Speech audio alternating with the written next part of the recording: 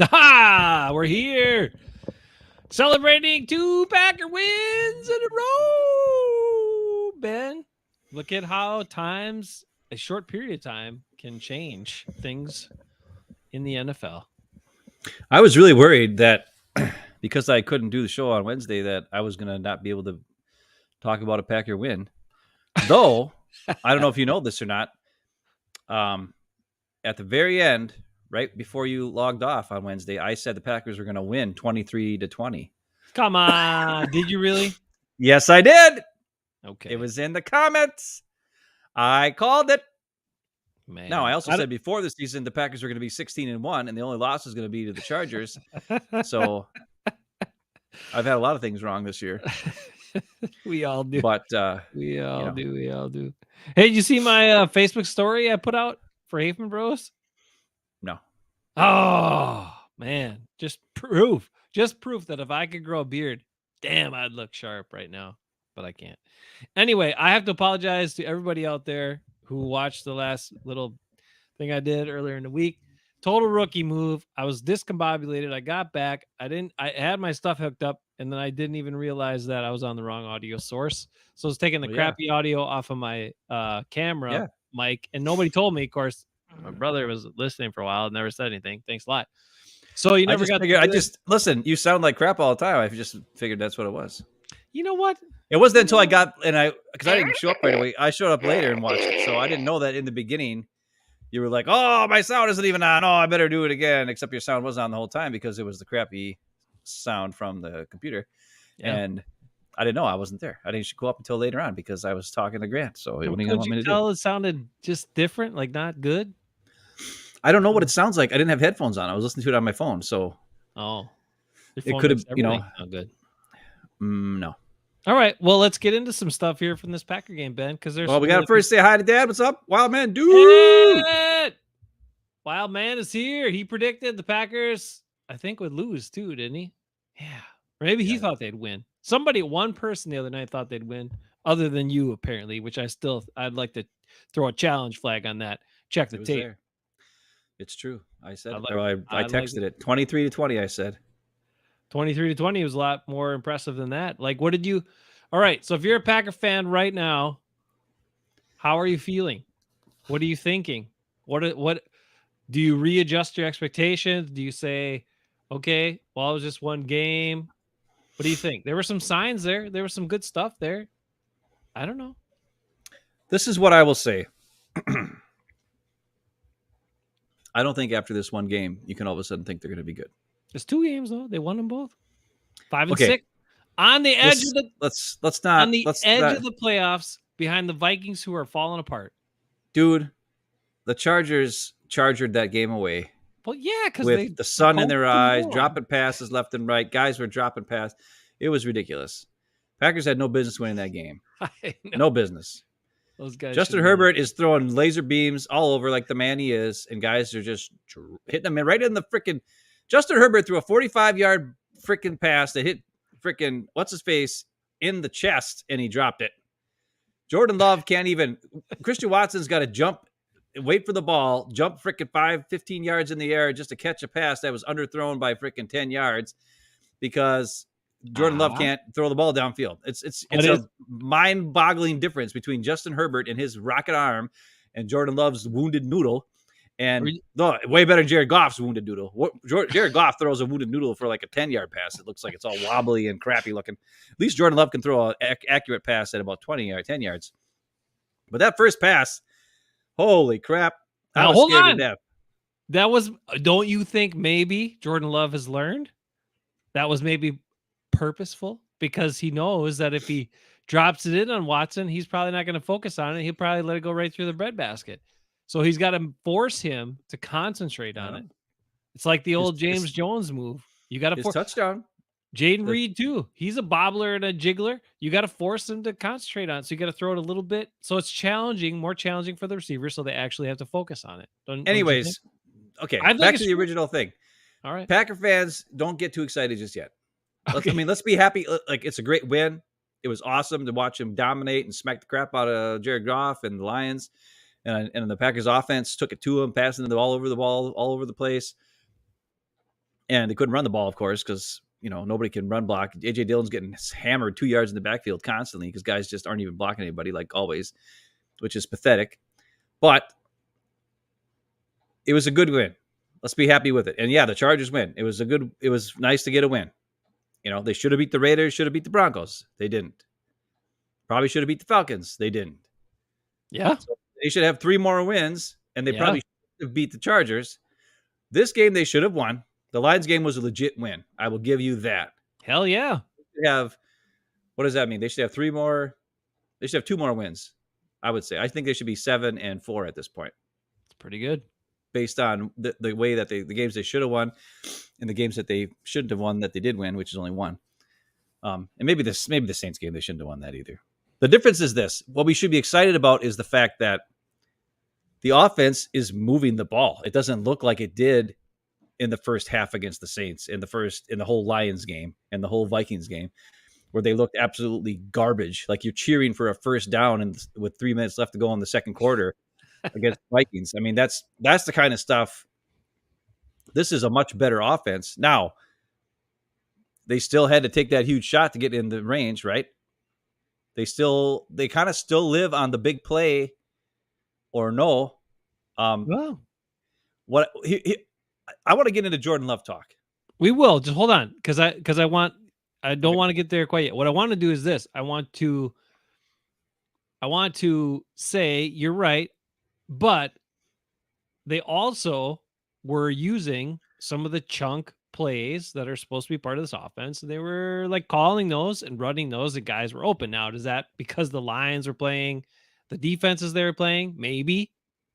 But you saw a lot more like 20-yard, 15-yard passes over the middle, guys running across the field, doing stuff. A lot more different pass patterns for Christian Watson instead of just chucking it deep to him, or just throwing the short ones. And that was also going back to the Chargers game. That's how he scored his touchdown, right? They just freaking ran him across the formation. Well, that's what we want. I know, exactly. What I want to see is I like that. I want to see more of that, like that first play to Williams of the Lions on that third down play where he did the Irvin Fryer route against man coverage and was wide butt open and took it. Like that play should be Christian Watson's staple. Send him on a shallow crosser all the way across the field and watch the defense get scared because he's in full motion or full speed by the time he gets, to about right in front of where Jordan Love is. And Jordan Love just throws it out like 2-yard pass and then Christian Watson takes it up. That's what I want to see more of. Let's do a play like that. Because Jameson Williams is the same type of guy as Christian Watson. He's got iffy hands, but he's super fast and scares the crap out of you if you're a defense, but he also, he's a little bit more agility than Christian Watson, but he's not as tall. So, but anyways, I want to see more stuff like that. Can we see more stuff like that? What I did like was the use of guys in certain areas. And Christian Watson they went at him early. They gave it to him, let him be the man. And it worked this game. Okay, right off the bat. But it still scares me. I don't know if I trust him to be the man. You know what I'm saying? That's what I'm saying. I do know what you're saying. I do know Christian Watson. He's been pretty inconsistent, but the one thing I will say, he's also been the area he's been consistent at. And he showed it again late in this game when Love had thrown another deep ball to him, but it was way underthrown. But he had plenty of time to adjust to it. He never saw it. He never found it, and he never adjusted to it, and it just dropped harmlessly there at like the 5-yard line or whatever. That pass was terrible. I know it was terrible, Ben, but he never even got close to it because he didn't see it. So the consistent thing with Christian Watson that you've seen, how is he going to get close? That pass was so bad. You tell me he's supposed to come back into the middle of the field. Yes. 10 yards out of the way to catch that ball. Nobody would do that. Yes. Nobody in the history of the world. That was a terrible freaking pass. Jane Reed would do it because he would track it. Other guys track it. The one thing Christian Watson shows you is he cannot track the ball when it's up in the air, high up in the air. But when you run plays to him where it's on a line and he can turn and see the ball coming at him from the quarterback's hands and doesn't have to look up to find it, he does much better. I don't know. He caught that big one in the first play of the game. That's because it was That such a was bad severely pass. underthrown. That was Yeah, because but he such a had to bad find pass. that one in the air. I know. But I'm Hey, we saying got to say hi to the Lee and David are in there. Yo, what's the up, Lee and rest David? the rest of the game, that's what you saw. And that's what those running him in those different ways and on a bunch of different routes, that's what's It's going to help. routes. Listen, I know you and Bruce, maybe that's the correct pronunciation in the world of I've already gone over this, Jason, and you're making me mad. In freaking music, BASS is pronounced bass. Bass. Everywhere else, it's pronounced bass. But in music, in a music term, it is pronounced bass. Same thing with routes in wide receivers on the field. Every human being on earth that has ever played football or does football, when you were first learning to be a tight end, you ran routes. You didn't run routes. In football, ROUTE is route, not route. I don't care if it's supposed to be pronounced route in the normal English language. In the vernacular of football, it's route. Now start saying it correctly or you're making me mad. Okay, back to you. I can't think of any good Chancellor Valorum comment. Like, I don't remember any lines. What does he say? That I was going to try to do one. He doesn't say much. He just What's gets the one where he gets all voted with no crazy? He's confidence. like, Okay, wait a minute. That's not Chancellor Valorum. they're the same. Aren't No, they that's the same? Emperor Palpatine / Chancellor Palpatine / Senator Palpatine Oh, that's / the Emperor. That's him. I'm Sheev Palpatine. Oh my gosh. You can't talk about Star Wars ever again. You're not a Star Wars fan, obviously. You're So a what? poser. So what? Get off the Star Wars talk. What did You he know say? nothing. He said something. He says a lot of things. Just do it. No, he says, do it. He does that. And he says, unlimited power. Okay. All right. That's awesome. Okay. David's here. Lee's excited. He said it. I showed him before. He's not going to listen. He's getting excited. David's here. And then Lee points out that Watson tracked that first one very well, like you said, but he wasn't doing that before, and he didn't do it after. So that's what I'm saying. It's better. It's better when you throw it to Christian Watson on a line. So when you run him across the field on these crossing patterns, or you have him do an in cut, a 20-yard in cut, or you use him in different ways where he's not always the guy running straight down the field and you're chucking it up high, it's better for him. You don't have 7 targets and only 2 catches. You have a much more proficient game and efficient game like you just had. So part of that is, I mean, in some cases, were Jordan Love's throws better in this game? Hell yeah, a lot of them, right? You had some. Are we really talking Jordan Love now or what? To Malik Heath. I'm finishing on Christian Watson, but I'm saying like some of his throws, like his first one, were bad. But the difference is the guys figured him out. They found him and they made catches most of the time. Very few drops in this game. I think that pass was thrown late, is what I think happened. It was. I think late. if he would have threw it earlier, it would have been a perfect pass. It would have been right on the money because it wouldn't have been, I don't know. You can't wait that long to throw it to Christian Watson. Like if he's running full speed, like you got to let that sucker go. And you got to drill it. You can't wounded duck it. Yeah. But anyways, whatever. Right. Whenever you're ready to talk about Jordan Love, I've got some important things to say. Well, you have not been a believer. You were feeling like even when some people were coming around saying he's had better games of late, you were not convinced because you knew the accuracy was a problem. So what do you think now after watching Jordan Love play the line? Are we going to talk Jordan Love now? Yeah, that's what I'm just setting you up for. I just put it on the platter for you right there. Okay, here's the thing. This is my opinion on Jordan Love. I have been reading it. I think the reason why I've been so hard on him is because I've been comparing it to what I've been seeing for the last 15 years. Okay.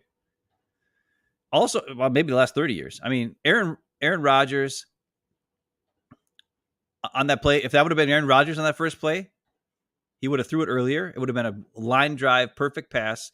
Probably would have hit Christian Watson in the hands and he would have dropped it because it's pretty much the same damn freaking play that they did against the Vikings, the first play of the game last season. It was basically the same play.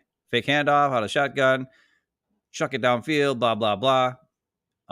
Just instead of Christian Watson doing a go route, he did a post route toward the middle of the field. That's the only difference. But the thing that I think is Aaron Rodgers was very accurate to guys all over the field. Unbelievably accurate, to be quite honest. And I've been too hard on Jordan Love because he has not been accurate. And I keep comparing it because that's what I've been seeing. The difference I'm going to say is this. Jordan Love does things that Aaron Rodgers didn't do well. Okay. His anticipation throws, he throws a lot of balls before guys even make their break, which can lead to more interceptions and has, to be quite honest, which is what Aaron Rodgers didn't ever want to do. Aaron Rodgers would only throw you the ball if he knew you were open. Unless your name was Devontae Adams. Then he would throw it to you because he knew you'd wait and have late hands and then still make a catch. But Aaron Rodgers we had a lot of drives that stalled on third down because of an incomplete pass or because of a sack because he didn't throw the anticipation throw. Even though the play was there to throw the anticipation throw, he would never do it because he didn't want to throw a pick. And then drives would stall. Right. With Jordan Love, we have drives that stall because he's inaccurate at times. He's also mostly, when you look back at the film, his mostly inaccuracies come when he's throwing to the left. And if you watch the last JT O'Sullivan that he did from last week's game, I did watch that. You see how he always shows Jordan Love where he overcorrects because he doesn't get his foot in the right spot when he hits his back foot. And he has to do like a double hump and a double click to get ready to throw the ball to the left. And then that's when then he like leans sideways and he does all this crazy crap. And that's why his throws to the left deeper are usually not accurate. And that's how he missed Musgrave last week. He missed the deep ball. The reason why he missed that one pass we talked about earlier was just totally egregious. It was one of those where he hit a guy who was kind of hitting him, but he threw it like weird and off to the side. And then the ball was just not even close. Right. However, what he does do very, very well, there's two things that Jordan Love does that make him pretty good. His anticipation throws, very good. I mean, that touchdown to Jayden Reed, when you watch him when he throws the ball, apparently Christian Watson is supposed to have run a slant route on that play. I was gonna say because that was insanity land when how the ball got through there, and I was like, "What? Whoa, what?" So when you watch the play, when you watch it back, and you can see the whole like field and stuff, when Love gets ready to throw the ball, Christian Watson and Jayden Reed still have not even made their breaks yet.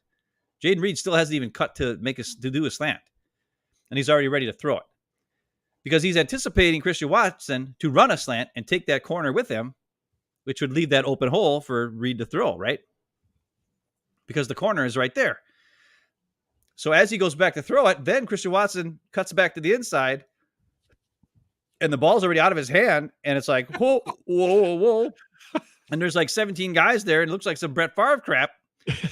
But it was really Christian Watson screwed up. Now, how a second-year player could not know what route to run on that play, I don't quite understand. I'm assuming that it's one of the top plays they ran all week. Why is he running the wrong route? I don't know. But that was an anticipation throw, which could have been a disaster, right? Like, let's say Watson didn't quite break or he got hit by the corner and he got stood up. The ball would have just hit Watson in the back and then probably would have popped up in the air and then would have been a pick, right? Mm-hmm. That's scary. But his other anticipation throws, there's a really good one to Romeo Doubs.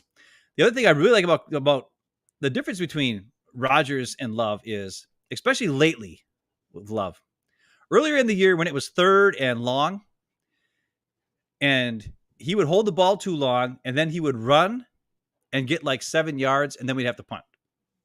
And that's how a lot of drives stalled.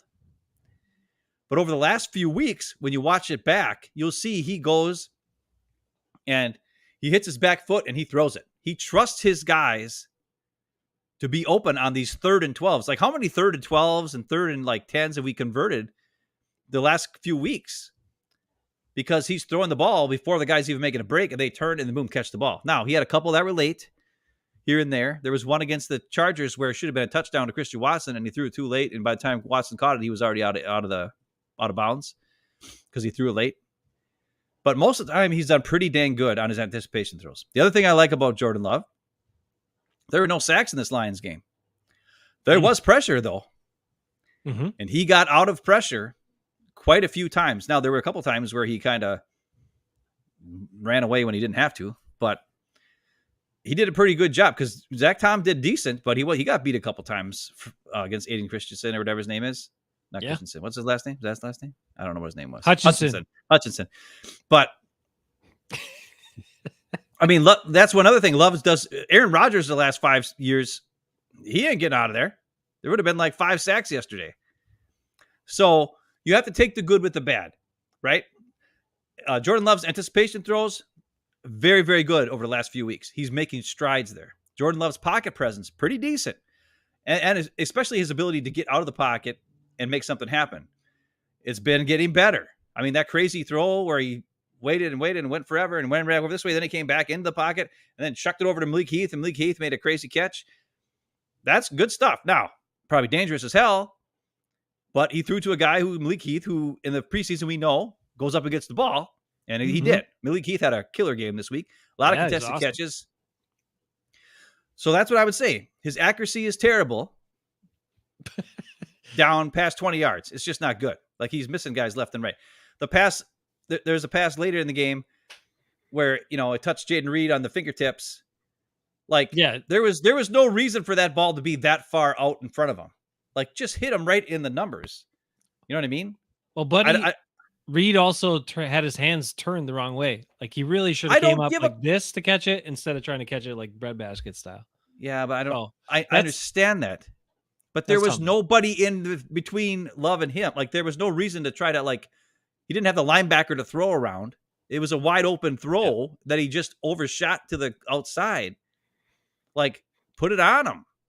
I don't know. But over the middle and like in the middle of the field, he's getting the ball there, and it's pretty damn accurate. His accuracy in the middle of the field is very good. His outside passes, not so much. But his anticipation throws have been great. His pocket presence has been pretty good. His ability to get out of the pocket has been pretty good. I don't think he's a top 15 quarterback at this point. And I don't even know if he's a franchise quarterback at this point. But he is a guy who's shown improvement over the year. And I am going to be less harsh on him for his accuracy because there are other things he does that are really good. Well, I think since we've talked about Jordan Love here, and we also talked about Aaron Rodgers a little bit because we had to, because you have to compare. I think it's time for this comment from Matt LaFleur to be shared. Okay. Because I don't know. I mean, it was right at the tail end of his press conference post game. Maybe everybody caught it. Maybe you stopped listening. Maybe you fell asleep at that point. I know a lot of times I listen to Matt LaFleur press conference, I fall asleep at that point, but this one I didn't. And I just we'll kind of let you see what you think about it, but also we'll tell you what we think about it here in just a second. This is Matt LaFleur after the game. I think this is the last question that was asked of him was about Jordan Love, and this is what he had to say. Yeah, I thought he was awesome the entire game. Just he is a cool customer, and you can have really good conversations with him. And I just never see him get too high or too low, and whether it's going good or not so good. So, Ben, is that probably a change for this head coach? Keep playing it. Keep playing it. I know it's coming. Okay. He's really matured a lot over these last 4 years, and it's hard not to root for him. He's such a good person, first and foremost. I think all the guys in the locker room, they love him. I can tell you all the coaches love him. Just his approach, he's consistent in terms of who he is on a daily basis. And he's one of the guys. And there it is. Important from that position. There it is. He's one of the guys, which is very important from that position. That's what I was waiting for. Just think about all the things he said there. Did he ever say any of those things about Aaron Rodgers? No, he just said he was great, and he's great, and he's one of the greatest, and he's great because he had to. But I don't want to talk about Aaron Rodgers. He sucks. But yes, that was the key thing that he said was now all the things were key. He's the same guy all the time. He's coachable. He takes the guys all love him. Like all of the things he said there, all of the compliments he piled on Jordan Love right there. Not a single one of those things did he in 4 years with Aaron Rodgers did he say about Aaron Rodgers. Well, you can't. Aaron Rodgers he's not a good guy. He's not one of the guys. He's not cool and customer. He always freaks out. And he's overly concerned about his stats and all this stuff. Like Jordan Love don't care about his stats. He cares about winning games, right? Now, here's the difference though, is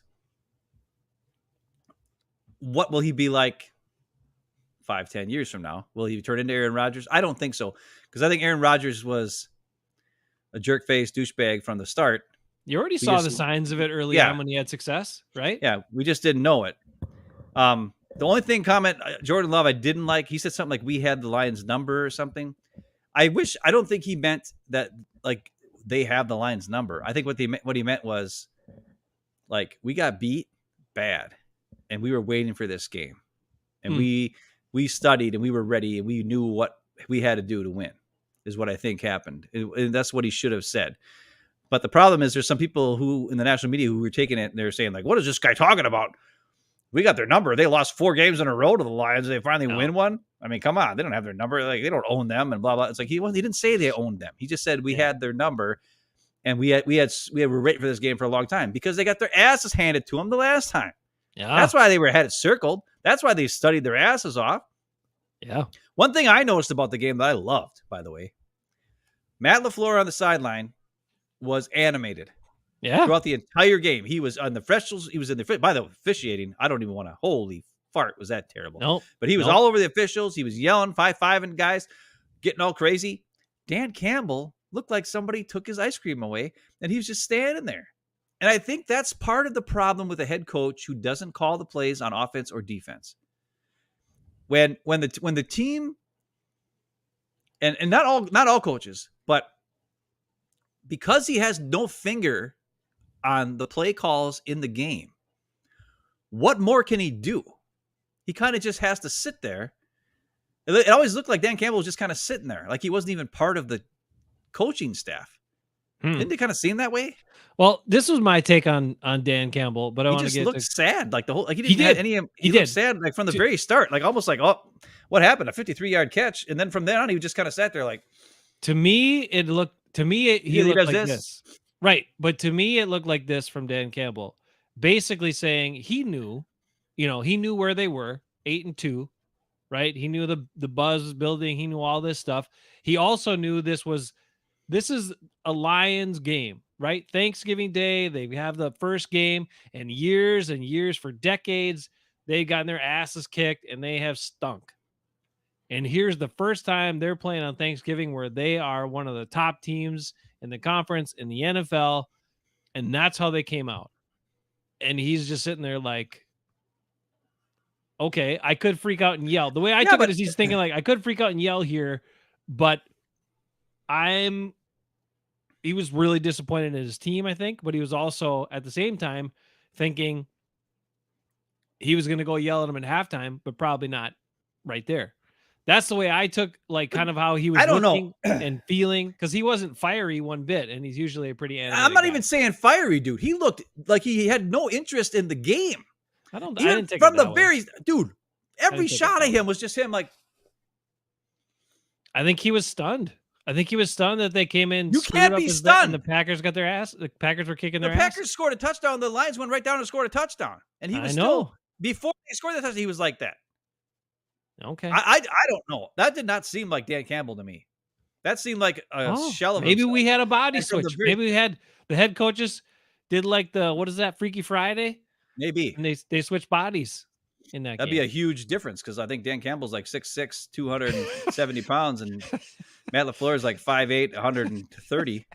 Matt LaFleur would be like, "Oh, this is what the world looks like up here. Weird." Yeah. And then, but I mean, I just thought it was an interesting dichotomy of the way the teams played. It seemed to me like Dan Campbell was out of it. Like he was not even paying attention. Like, I don't know. Like I've seen other coaches who like Mike Tomlin isn't like that. Mike Tomlin's in his guy's face. Even when they're playing bad, he's fired up. He's not even in their face, but just like, hey guys, what are we doing here? What are we doing? Dan Campbell kind of just stands there on the sideline looking like he doesn't even, and I hate to say this, it seems like, does he really know what the hell's going on? Come on. I love him as a guy. He seems like a fired up guy. Dude, he wasn't even doing anything. A big play would happen, he's just standing there. A bad play would happen, he's standing there. A good play for Lions would happen, he's just standing there.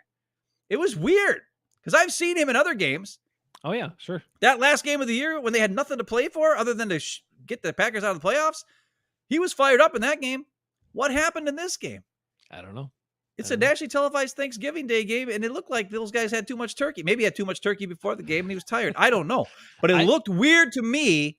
And he better. And I'm I'm just going to say this now. Say it.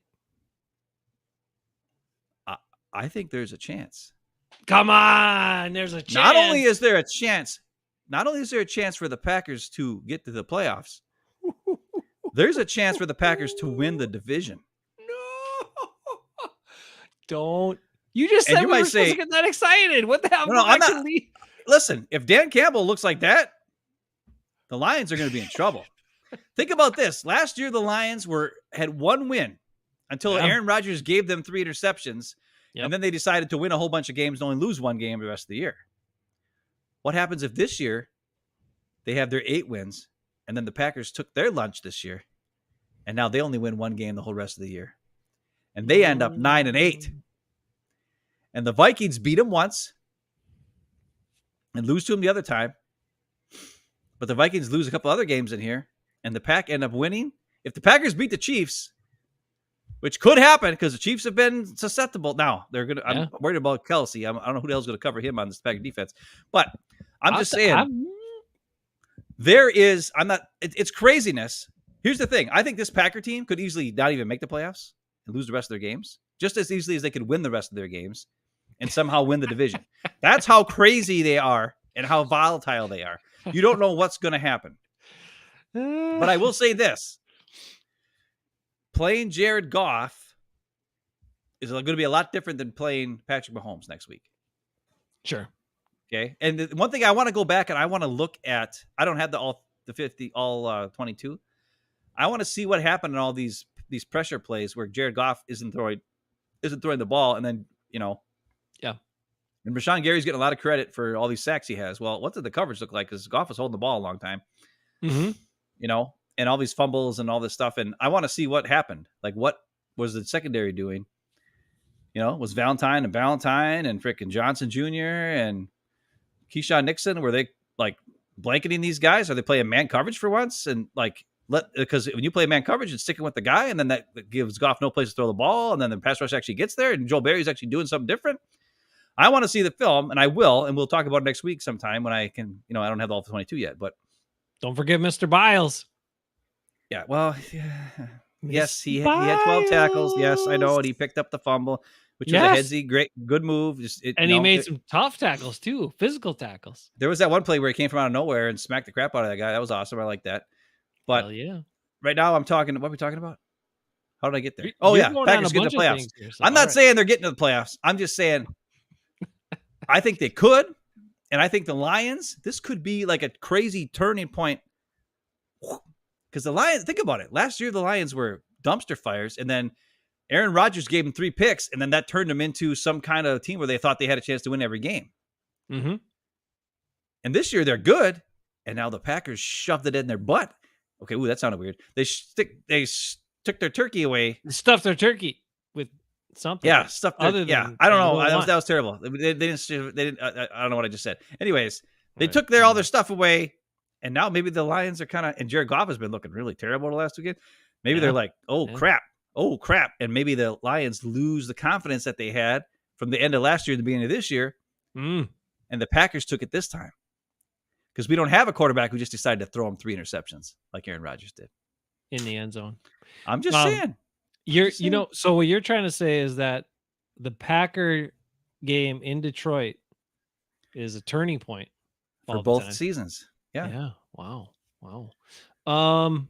I mean, it was a big deal, right? Because Rashawn Gary, that's where he tore his ACL last year. And so to have him back there, he was all super. He's an emotional guy anyway, but he was even more emotional with all that. And he played hard. The one thing I'll say about the Jared Goff that was noticeable to me, right? With the pass rush, because the Packers did have a lot of pressure on him, but it was not a disciplined pass rush a lot of the time. There were openings there. The inside guys like Kenny Clark and other inside guys knew, because they knew Goff isn't going to take off and run for 25 yards. So they could be a little less disciplined and try to win any way they could versus trying to stay a little more in their lanes when you're playing like a Justin Fields or even a Patrick Mahomes that could take off and run and do some damage on you. Mahomes usually doesn't. Justin Herbert had like 73 yards rushing against them the week before, right? So it took him until halfway through the 4th quarter to be like, "Hey, Quay Walker, you're going to spy him for once." Yeah, I mean, so if you're not going to spy and you got a mobile quarterback, You got to just be a little more disciplined on the inside.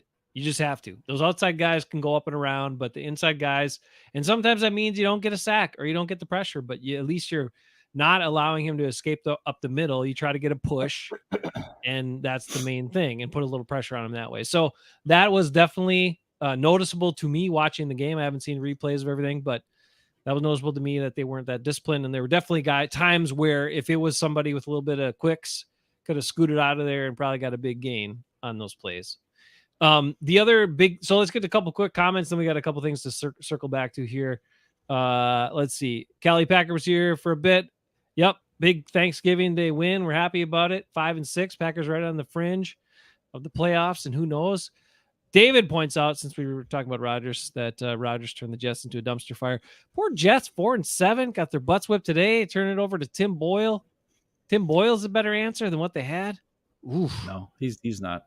Is this following the trend of Aaron Rodgers always having terrible backup quarterbacks? Is that why? Well, you went to the Jets. First of all, he takes up a lot of contract space, but he also doesn't want to be threatened by anybody. Right? That's the difference between him and Brett Favre. Now, that's the reason why Brett Favre never came out of a game. Never got hurt. When he was hurt, he still played because he knew, crap. That's how I got my job, was because Mikulski got hurt, and then I came in, and Mikulski never came back in. So he's like, I'm never coming out. And that's why we saw guys like Mark Brunell and Ty Detmer and Aaron Brooks and Matt Hasselbeck all come and go and all be successful quarterbacks with other teams, because Favre was like, I ain't letting these guys get in the game. And it wasn't until he got hurt and let Aaron Rodgers get in the game against Dallas where the Packers finally were like, oh, okay, all right, oh, sorry, Favre, we want you out of town. And then the same thing happened to Rodgers when he got hurt, and then Jordan Love came in against the Eagles, and then the Packers were like, oh, okay, we'll get you out of town, Rodgers, see ya. Same type of thing. Because before that, they had a bunch of scrubs or guys who stunk coming in and playing like dog crap. No offense to, what's his face, the guy from the Badgers. What was his name? Scott Tolzien. He was one of the best ones. He was one of the best Rodgers backups. Poor Scott Tolzien. Yeah, and he was with the Colts and whatever. Anyways, but so that's all I'm saying is Rodgers also called him a gym rat, and he liked him because he didn't threaten. Right, he likes all the guys who don't threaten him. He also liked what's his face, Kurt Benkert. Kurt Benkert didn't threaten his position and worked hard.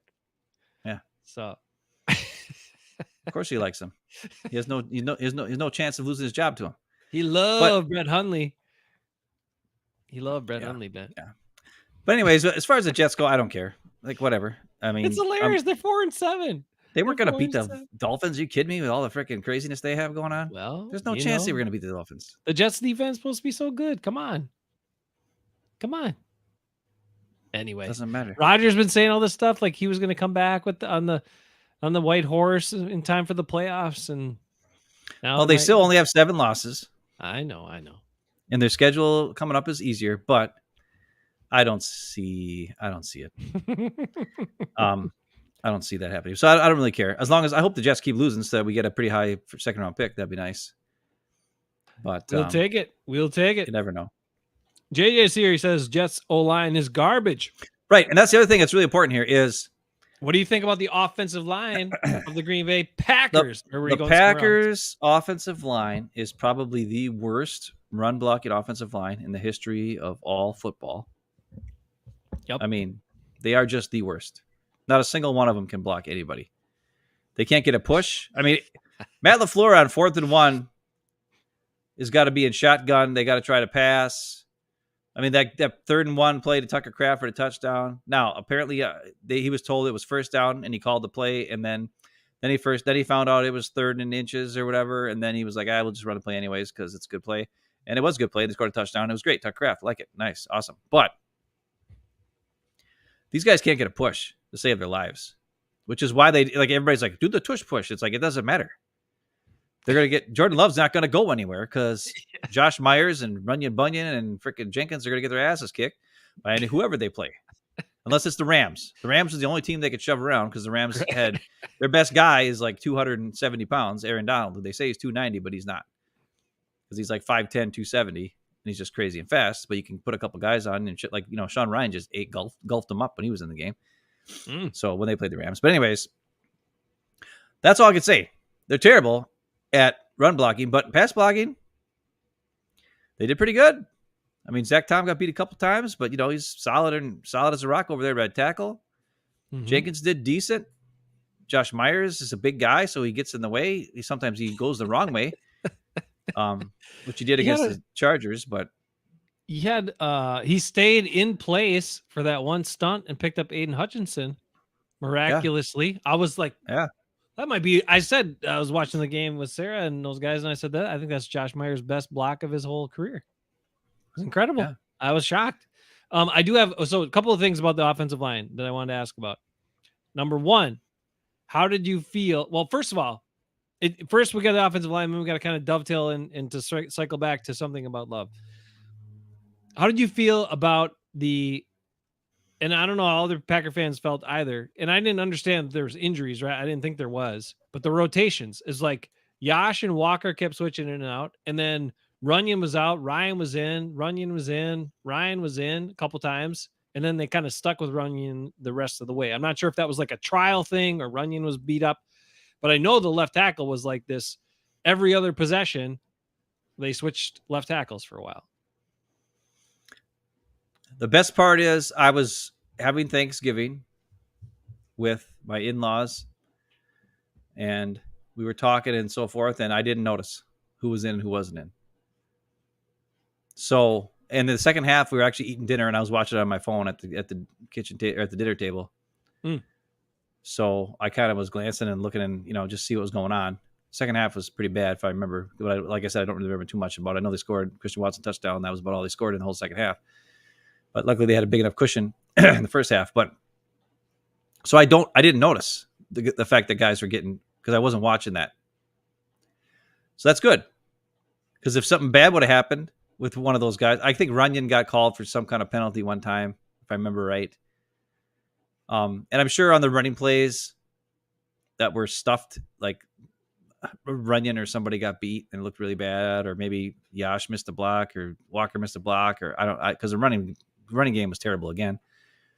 But I have to watch the film again to find out who was bad and who wasn't bad.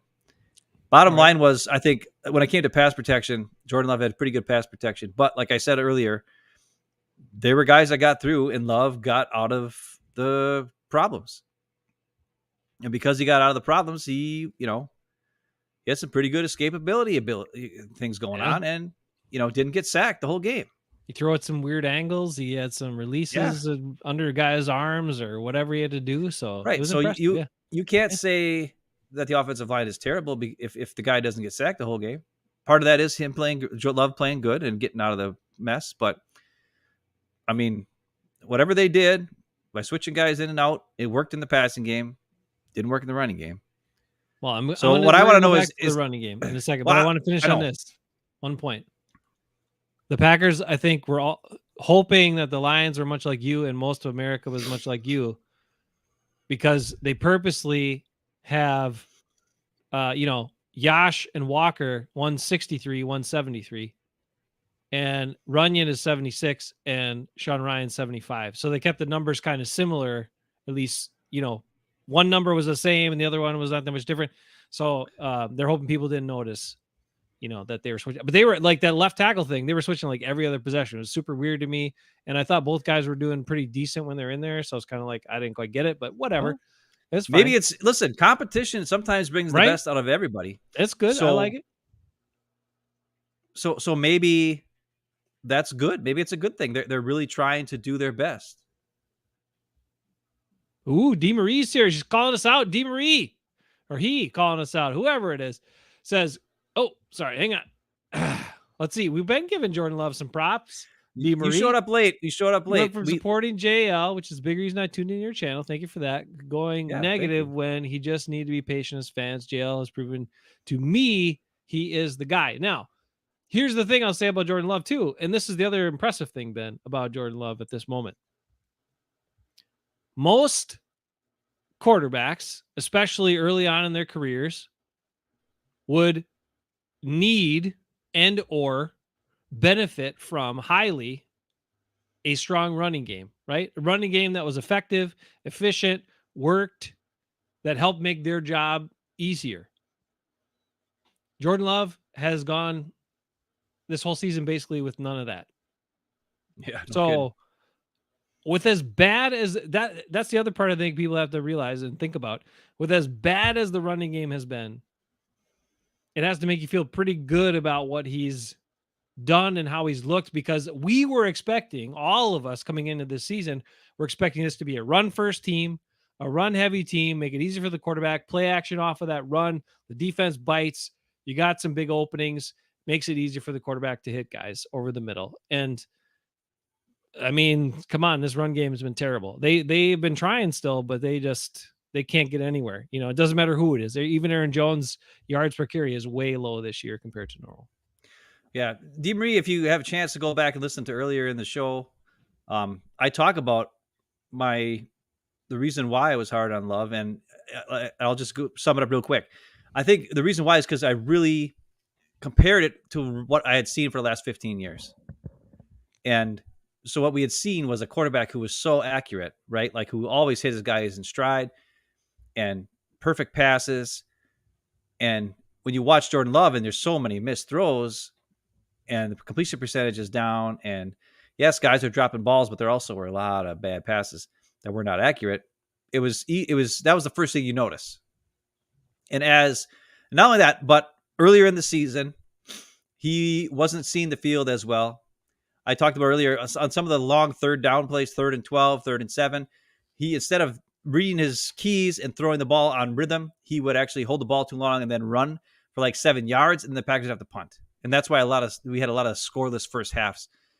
What he's done over the last couple of weeks is on the long 3rd and 7s, 3rd and 8s, 3rd and 10s, he's thrown these anticipation throws very, very well. And he's reading the defense and knowing where the ball should go and hitting guys for these like 3rd and 12s, 3rd and 13s, 3rd and 17 sometimes. And he's getting the ball accurately on anticipation throws to where guys are going to be. And he's throwing the ball before they even make their breaks, which is something, to be quite honest, Aaron Rodgers did not do for the last 6 years of his career, because he did not want to throw a pick. Because sometimes guys run the wrong route, or sometimes there's a corner who jumps it or whatever. And by doing the anticipation throws, you're more willing, or you're more risking throwing that interception. Just ask Matt Hasselbeck. He threw an anticipation throw in the playoff game after he said, "We want the ball and we're going to score." And Al Harris jumped it and picked it off, right? We all know it. Caught crap about it. He caught crap for it. That was not a bad pass by Matt Hasselbeck. He read the right play. His receiver gave up on the freaking route, and Al Harris jumped it and picked it off. And that's what Aaron Rodgers never wanted to do. So anticipation throws for Aaron Rodgers, early in the year, before the season started, I gave my quarterback rankings. I gave Aaron Rodgers a 0 for anticipation throws on a scale of 1 to 5. I gave him a 0. Jordan Love, I gave a 3. But you know what? It's creeping up to 4 now. Yeah. He's doing great. Mm-hmm. And also, I really like this pocket awareness. We talked about this earlier too. The ability to, when stuff's coming at him, he didn't get sacked on Sunday. He got out of it. You know, the only thing I wish he would have done, he kind of got Eddie Lacy there on that big run where I think he got a little gashed, and he's like, "Oh, I think I'm just going to lay down." Because if he would have ran maybe 10 more yards, which he definitely could have, he would have been in field goal range. Because then that drive stalled, and we didn't get any points out of it, even though he had that huge run for 40-some yards and that awesome keeper, which he hasn't done all year. He actually kept it and fooled everybody, including the cameraman. David said that Love run for a bunch of yards was hot. Yeah, that was amazing. So, and he kind of just gave up. But the key things that he needs to fix are, like I've seen, his throws to the left side of the field are very hit or miss. His footwork and it's not really his footwork, it's just his body placement. He does a lot of fall behind. You know, he's watching Rodgers and he's trying to be he's not Rodgers. He can't do all the Rodgers had an amazing upper body torque thing where he could keep his body steady and throw perfect passes even when his feet weren't on the ground. And Jordan Love's trying to do it falling away and all this stuff, and he's just not that yet. So, and maybe he can become that someday, but he needs to stay within his rules, you know. And sometimes in game situations, I'm sure like in practice, Tom Clements is on him and he's probably perfect, right? He's probably goes back, does everything perfect, throws the ball perfect because he, wearing the red jersey, there's nobody in his face. And then in games, he gets a little nervous. He starts throwing off his back foot. He starts doing this crazy stuff and things. But what I've noticed, things seem to be less accurate to the left side of the field than they are to the right side of the field. But his anticipation throws have been much better. His accuracy over the middle of the field is very, very good. And even the ones downfield now, like the couple weeks ago, Luke Musgrave deep pass Yeah. was great, was awesome. That was right on the money, and it led to a big play. So really, really, really excited about that. So All right, D-Marie, have a good one. Appreciate you checking in. Just give you a couple of last comments at it. Just wish fans would stop nitpicking every single throw as if he's supposed to be perfect. No one is perfect. That's true. I'm perfect. I'm perfect. But not at many things, maybe at one thing. But anyway, the point is here when you got like the thing I've noticed about Love compared to other guys, and you could even see it. And I know Jared Goff had some bad throws or whatever, but he still steps into his throws. And look, we all understand what happened in the opening game against the Bears in 2018 with Aaron Rodgers, where he got hit in a hard shot in the knee and he was messed up and he did not want to lose. He didn't want to take that chance anymore. So then he started changing everything and fading away and keeping his feet off the ground so he couldn't get a knee shot. yeah, but he played his best game when he came back from that injury at night because he stayed in the pocket and threw perfect passes. Yeah. I know. In rhythm to guys who were open in rhythm. Right. No, I get that. And that was the crazy part about Rodgers is that we knew he could do that and then he just refused to do it so often. Right.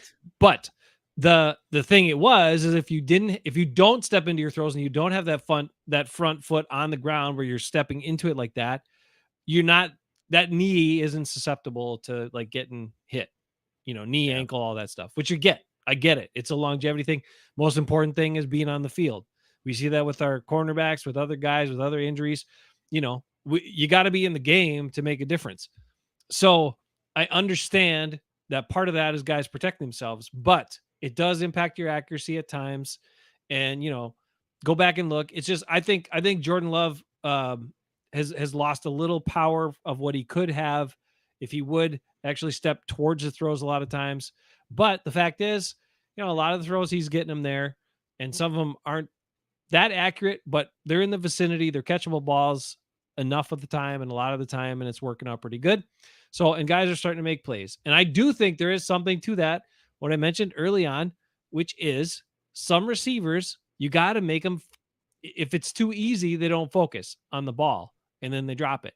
So sometimes throwing a somewhat inaccurate ball where they got to jump for it or adjust to it or really focus on it actually helps them make the catch. And I think the Packers got at least a couple guys like that. There was, I have to watch the film again, but I think there was one play where Romeo Doubs did like a 5-yard comeback route and Love threw it to him and Doubs had his hands out. And before the ball got there, he looked to see like who was around him and he still caught it. Sure. Like he had his hands there and before the ball got there, he looked and then caught it just from feeling it. And then made a move and got a couple extra yards, which was freaking crazy cool. Like that was some Sterling Sharp stuff right there. Like, and Romeo Doubs has picked up the pace here with his hands, which I like. Sucks that he dropped that one late. That was weird. Like a slant. I don't get it. I know. So he catches that one, which was, and I think I'm almost positive he like looked away before the ball got there, and I was like, oh man, because as it happened, I was like, and then he still caught it. I was like, ooh. Because Jayden Reed did the same thing earlier in the year. Yeah. Yep. Where he looked away before the ball got there and dropped it. So I don't know. It's just weird. Part of the numbers, for accuracy and stuff for his completion percentage has been the guys dropping balls. And can we say one more thing? Sure. I don't know if we would have discovered Jayden Reed and Dontavian Wicks had Christian Watson not struggled the way he did earlier in the year. And it might be best in the fact that he did struggle. And now we know we have guys in Reed and Wicks who can be go-to guys at certain points to make plays. And these receivers are now become dangerous to other teams. They don't know where the ball is going to go. Right. Because any one of these guys can make a play on the ball and do something with it after they catch it. I mean, that was my favorite play, Dontavian Wicks against their Chargers. When he caught that sucker and just took off running like right through the defense. I was just like, whoa. Right. And then even they thought, awesome. I think they thought he was going to like stop or they kind of waited for him. And then he's like, well, you guys are just going to stand here? I'm just going to run. Yeah. And he took off though. Like his acceleration was pretty good. He might not have a great top speed, but his acceleration was good, which is very like the opposite of Christian Watson, right? Christian Watson's got crazy top speed, not great acceleration. And the other thing was Jaden Reed on his end around this time, where Malik Heath had a killer block, got his helmet knocked off. Malik Heath. But Jaden Reed was like weaving through dudes and getting like 15, 20 yards there, going through the middle of the field. That I was like, whoa, cool. Like those two guys, Wicks and Reed, are after the catch maker play guys who can break tackles and do things. And to be quite honest, we haven't seen that in years because Rodgers would never throw to those type of guys. He would just, and not only that, but he would never throw to them when they can get the ball open. He throws it to guys, 40 yards downfield. So the ball looks perfect throw. And then the guy gets caught, catches it and gets tackled right away. Where Jordan Love is doing more anticipation throws to guys who, if they can break that first tackle, and go for it. Like that Dontavian Wicks play. That ball was out of Jordan Love's hand before Dontavian Wicks made his turnaround. You know what I mean? He turned around, the ball was there, caught it, go. Like the defense is like, what happened? What just happened? Before the guy could even react to Dontavian Wicks turning around and doing his comeback route, the ball was already there, and Wicks was spinning out of the tackle and gone. Yeah. And then, there's another guy too. Like the two defenders hit each other, and then he went around and got out of there. And those are all good things. So I loved his throw to the one over the middle to Malik Heath too. That was just like, I mean, he had just turned. He wasn't really that old. And that also showed you Malik Heath, his strength in contested catch as well. And fighting through guys' arms on it. Like he raises his arms and gets guys, like other guys, they get their arm grabbed and their arm doesn't come up. Malik Heath's like, screw that. I'm going up and grabbing that son gun. And that's one of the things I love about Malik Heath. Yeah. It's this young group of guys is exciting, especially the receivers who had struggled and had a really rough start to the season. But Ben, if you go all the way back, and we're going to talk about the defense here in a little bit, and actually we're going to lead into the defense with some of our plays and all that. But if you go back to the beginning of this year, right before the season started, this is what you said. This is what you said to expect. This is what a lot of people said to expect, right? That this team is going to show some flashes and they're going to have some struggles. And everybody knew that. We all knew that. But we also said that if they could get opportunities and grow together, that you might see by midpoint of the season or heading to the latter, the latter third of the season, this team really kind of come together and be dangerous. And that's hopeful that we are on that path because they showed some really good signs in this last game. Well, the other thing is it feeds this feeds into what the Packers want, right? Like, right? Goody thinks he's a genius now. They had a huge lead, and then the defense went pass rush crazy, which is what Rashawn Gary wants to do. Let's see. When has Rashawn Gary had his big games? When the Packers had a lead. Sure. And what has Rashawn Gary struggled? When the Packers haven't had a lead and the team opposing them just runs it right down their throat and runs it right at them because he doesn't play the run. Well, in this game, he did play the run much better. He closed down. I gotta watch the film a couple times. Down on some runs from the outside, made tackles. He had 7 tackles in this game, Ben. This was probably one of Rashawn Gary's best games. This might be his best. No, it was. I'm not saying that. I'm just saying and total. It feeds into his game. Getting a lead feeds into. Yeah. That's when Rashawn Gary is going to show up. Yeah. Okay.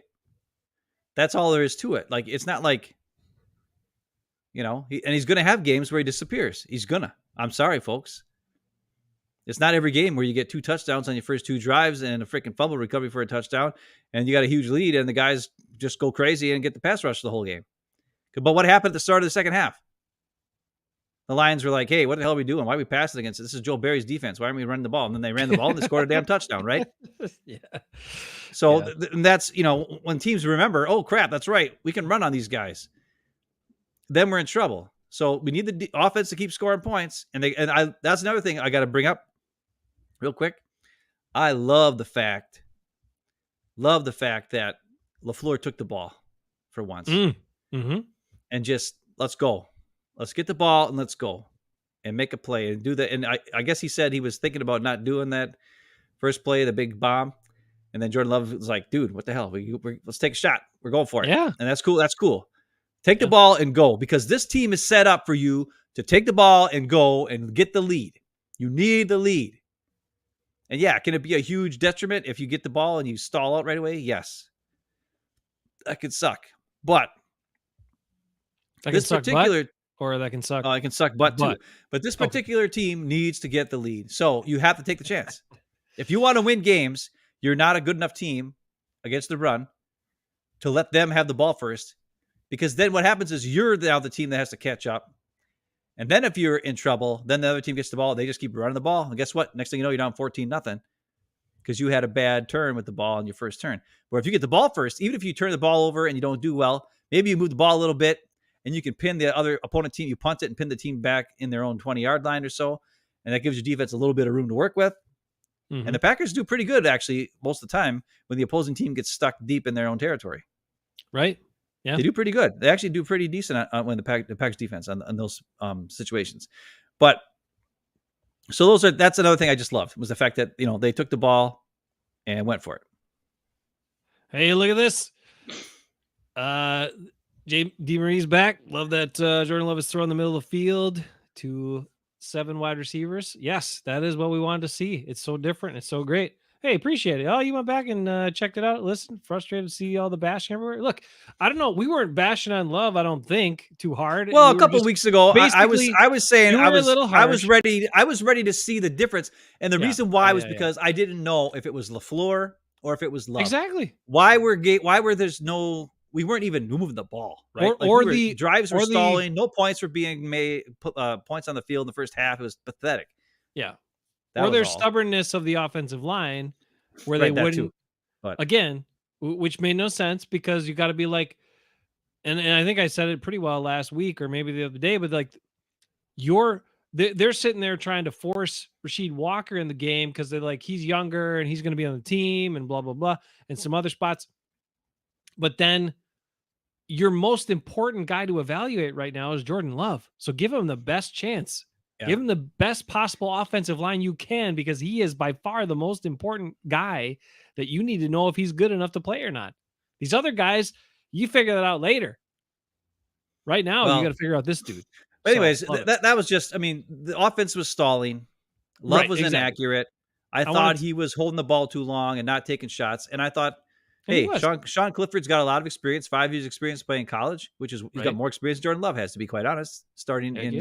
in a college or professional ranks. And I felt like he would at least do something and make a play or two. But I'm Mhm. not saying that he was better than Jordan Love. I was just like, hey, let's see if it looks different with him. Then we know that Jordan Love's the problem. But Right. like I said, over the last few weeks, I like his anticipation. Those throws have gotten way better. I think his accuracy has gotten a little bit better, except for when he throws to the left. And I love his feel in the pocket and his run out and his ability to extend drives with the run. Here's a couple. Those are all good things that, not every quarterback, there's no perfect quarterback. I mean, Justin Herbert. Okay, fine. Justin Herbert's perfect. But other than Justin Herbert, there's nobody who can run the way Herbert does, has an arm strength that Herbert has, is as big as he is in the pocket where you can't get to him, as accurate as he is. Like, the only thing that stops Justin Herbert is his receivers dropping balls and the fact that his receiver, they aren't fast. Like, they have nobody who can. Yeah. The one fast guy Nobody's is fast. even Quentin Johnson or whatever his name isn't that fast. Their first round pick, and he can't catch a damn Yeah. thing. He couldn't catch a cold. So Herbert's screwed. I wish to God. I don't know if you remember before the draft, I said the Packers should trade their next 3 first round picks, get in the top 5, and get Justin Herbert. That's what I said. Yeah. That's what I said. I know. You called for it. I will say a couple of key efficiency things from this game that were different. The week before, Christian Watson had 2 catches on 7 targets. This week, he had 5 catches on 7 targets against the Lions. Was that Watson? Christian Watson. Yep. Romeo Dobbs was 3 catches on 4 targets. Malik Heath was 4 catches on 4 targets. So some really good efficiency stuff there. That helps your quarterback. It helps everything. Now it's time to turn our attention to the defense, Ben, and then we'll finish on one last thing. But turning our attention to the defense, it is also time to get into a couple things that we normally do here for our players and our plays and our other stuff. So I got to go find the sound for that here. Let me get it looped up. Let's find out who it is this week. And now it's time for the Haefman Bros silent but deadly player of the week.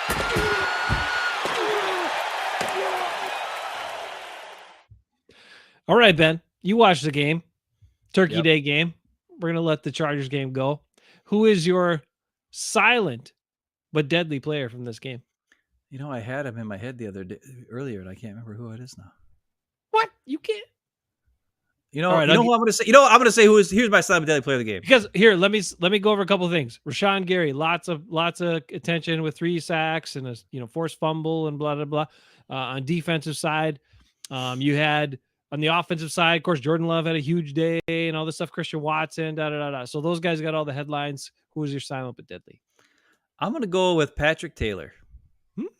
I'm going to go with a guy who the Packers called up off the practice squad 3 times, and then we're like, you know what? We'll see you later, buddy. And Guys then save their butt. And then he was like, screw you guys. I'm going to go sign with the crappy Patriots and be on their practice squad.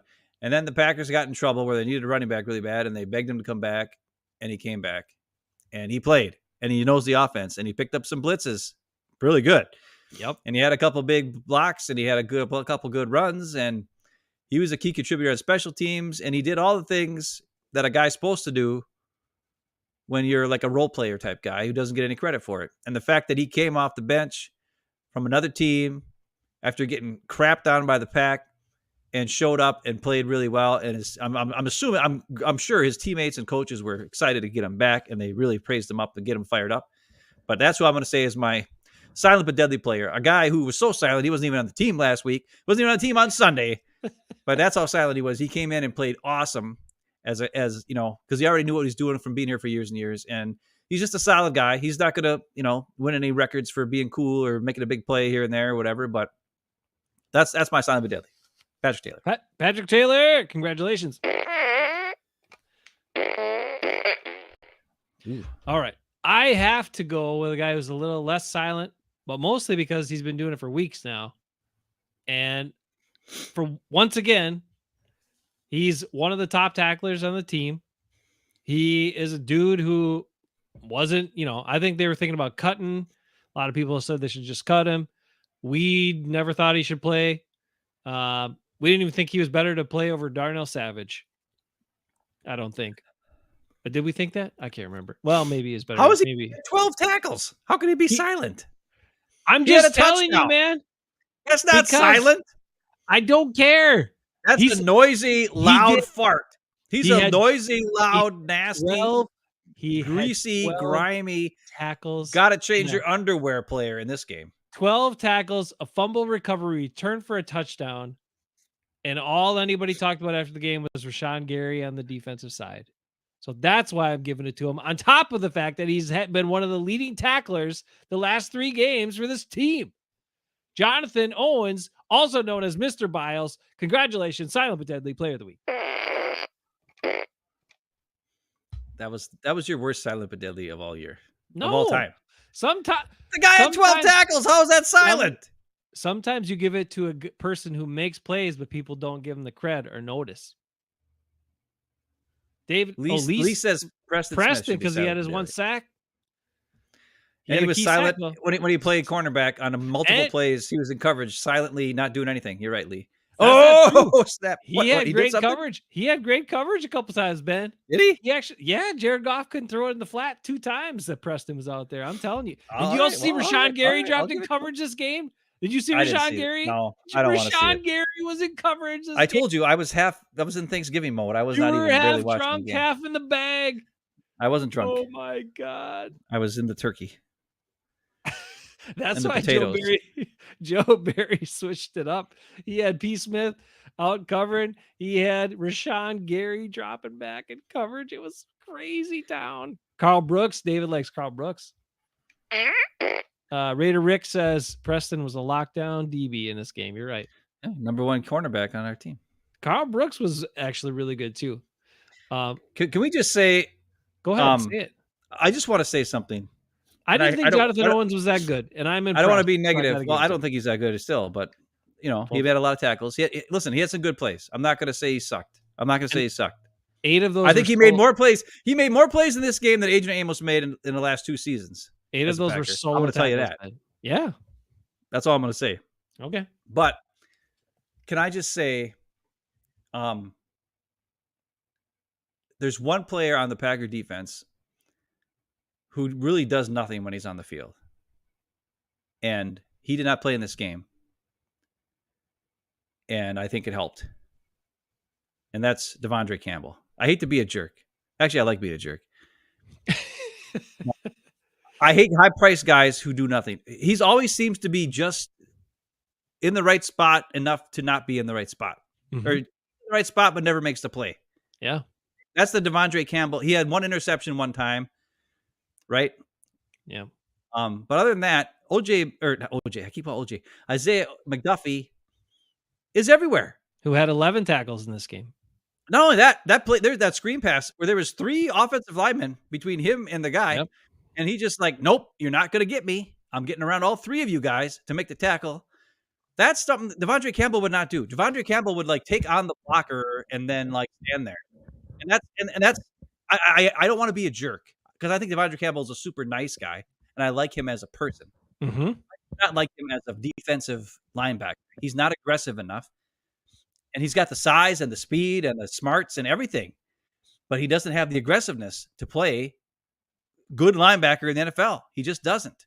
Maybe he could be a good coverage linebacker, but even that, he's not that great. And I'm just saying, McDuffie is proving us all, I don't know. He's undersized, but he plays with a heart of gold, and he's always making plays. He's always getting through stuff. He's trying. Sometimes he gets blocked, and he can't get off the block. I'm sorry. That's going to happen. Just like everybody says, Jordan Love is not perfect. Well, guess what? McDuffie's not perfect either. But more times than not, the guy's making plays. The guy's getting off balls, or he's just shooting past the blocker in the first place to make a play. And that's awesome. I mean, he's looked better than Quay Walker and way better than Campbell. And he's played every game because those guys keep getting hurt. And one of them's in, one of them's out. One of them's in, one of them's out. Well, who's always there? McDuffie's always there. And McDuffie's always making plays. And the other guy is Jair. I don't know. Is it a coincidence we've won 3 games and Jair hasn't played in any of them? I don't see. We didn't even talk about this, but this was the thing, and I wanted to talk about it. One thing real quick though, yeah, it's a shame Rasul's gone because he would have been loved to be part of this team. Winning. But he had an awesome game with the Bills the other day. So yeah, 2 picks and a fumble recovery. That's pretty good. 2 picks and fumble recovery. His 2 picks were awesome, by the way. The one he just jumped it and just took it away from the receiver before a receiver could make a play, and the other one he was covering his guy, and he's like, I ain't gonna throw to my guy. I know. He took off his guy, took it. It was awesome. It was Rasul awesomeness. Yeah. Anyways, okay, back to you. He also had 3 passes defended in that game. So he had 4 tackles or 2 passes defended, 4 tackles, 2 passes defended, 2 interceptions, and a fumble recovery in one game.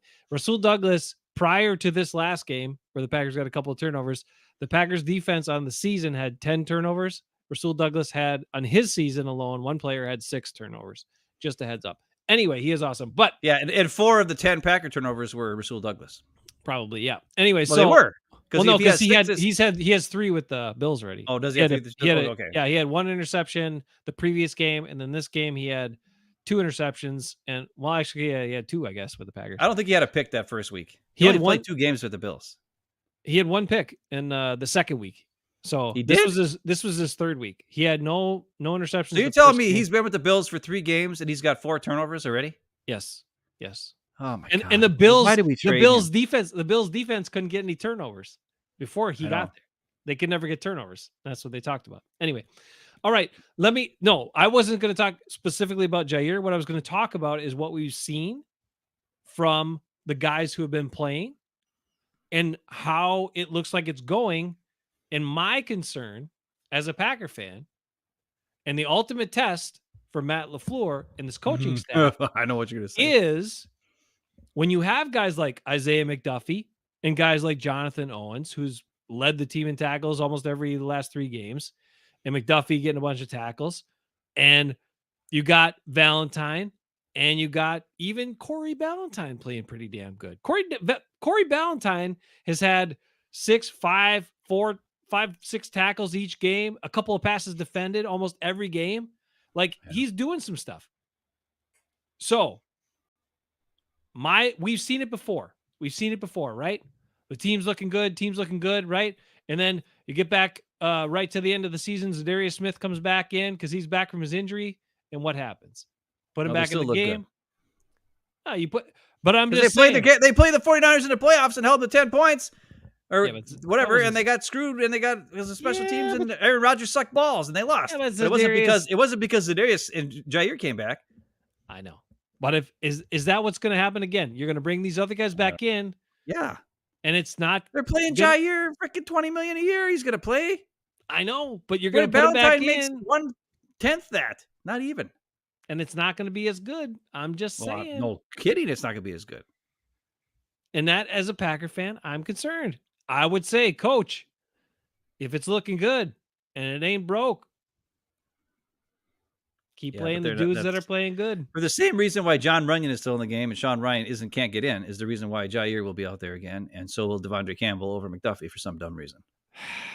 Though I think they're closer to not having Devondre Campbell in the game over McDuffie. I think they're closer to not doing that Well, because right. McDuffie has proven it week after week that he's a gamer.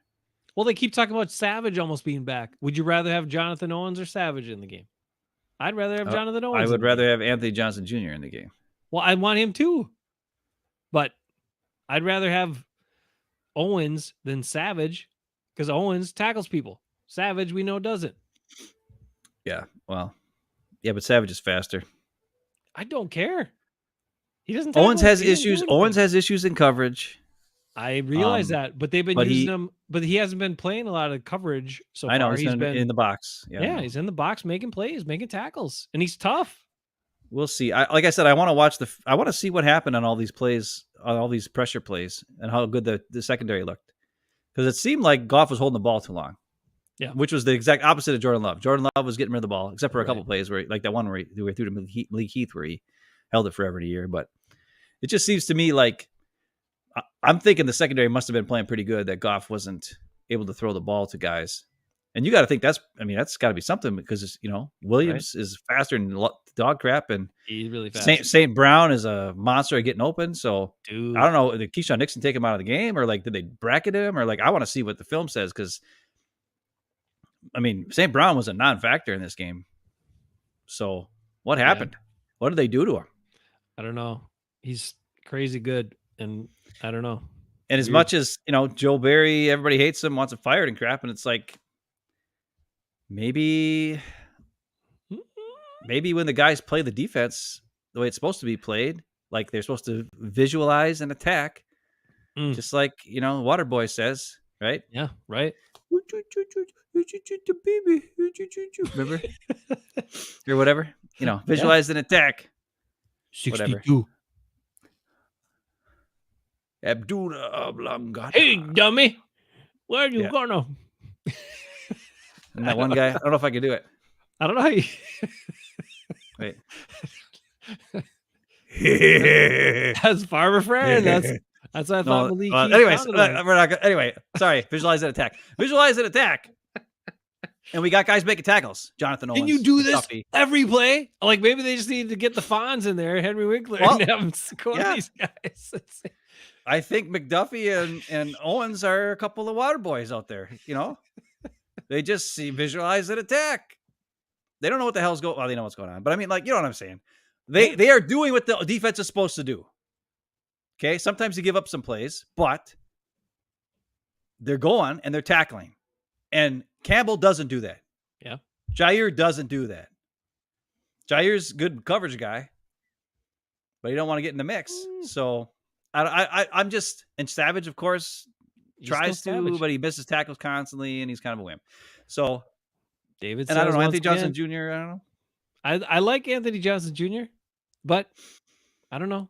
I don't know The if only thing I didn't like what Anthony Johnson Jr. was when we had that fumble recovery for a touchdown by Owens. He showed up really late and then doing some weird dance in the camera after everybody had left. I was like, dude, it's over. You missed it. You missed the celebration play. You didn't do anything on the play. So why are you celebrating in front of the camera, dude? Come on. So that was the only thing I didn't like about him. David Okay, says we got to get down to the real heart of the matter here, though. This What is that? past game. What? Okay, I'm going to swear now.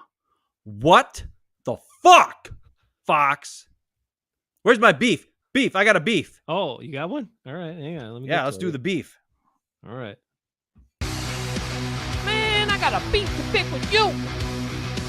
You want some beef or what? Yo, what's your beef? Come on, man.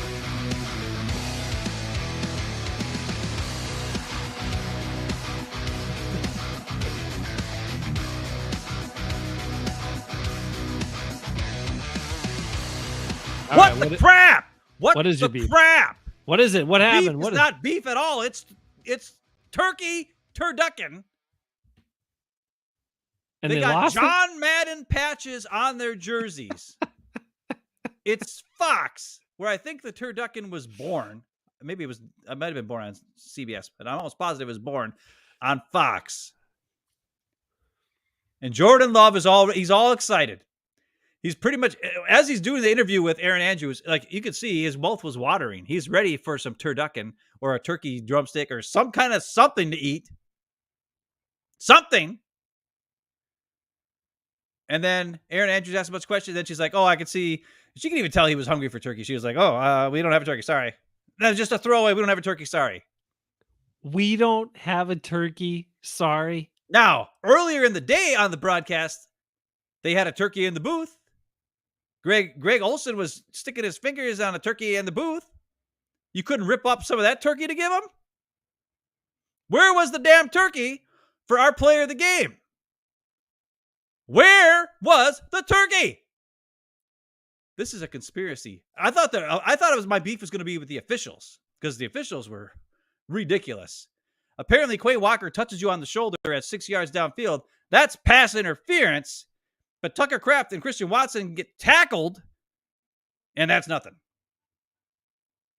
I mean, what the fuck? But we're not talking about the officials right now. We're talking about the goddamn turkey. Where is the freaking turkey, Fox? Our guys won the game. They get a damn turkey. CBS had a turkey for their guys. NBC had a turkey for their guys. But Fox, the station that started the turducken in the first place, didn't have a turkey for the winner? There are some conspiracies out there. I saw something today. They said that perhaps the turkey that was supposed to go to the winning team had a branded lion on it, lion sign, because they thought the Lions were going to win. Oh. And they were embarrassed to bring that out to give to Jordan Love. Now, they could have ripped off the drumstick off that turkey with the lion on it and give it to him to eat some turkey. That guy deserves some freaking turkey. What the crap? That's my beef. Freaking Fox, get your act together. You should have a turkey for everybody, especially when Greg Olson had a damn turkey at halftime or whatever the hell it was. You can't tell me they had no turkey left over. He cut it open with his hand or something. Put his hand. I don't know, but it's some freaking bullshit, and I'm done with that. Fox, you suck. Where's the damn turkey? Yeah, there needs to be an investigation, Lee. There needs to be an investigation on where the turkey was. Keep going. You're good. John Madden patch. John Madden patch and no turkey. They talked about turkey all game long. They showed pictures of the other Packers winning turkey legs. What are we doing? What are we doing, Fox? It's embarrassing. It's embarrassing. I'm done. I gotta have something.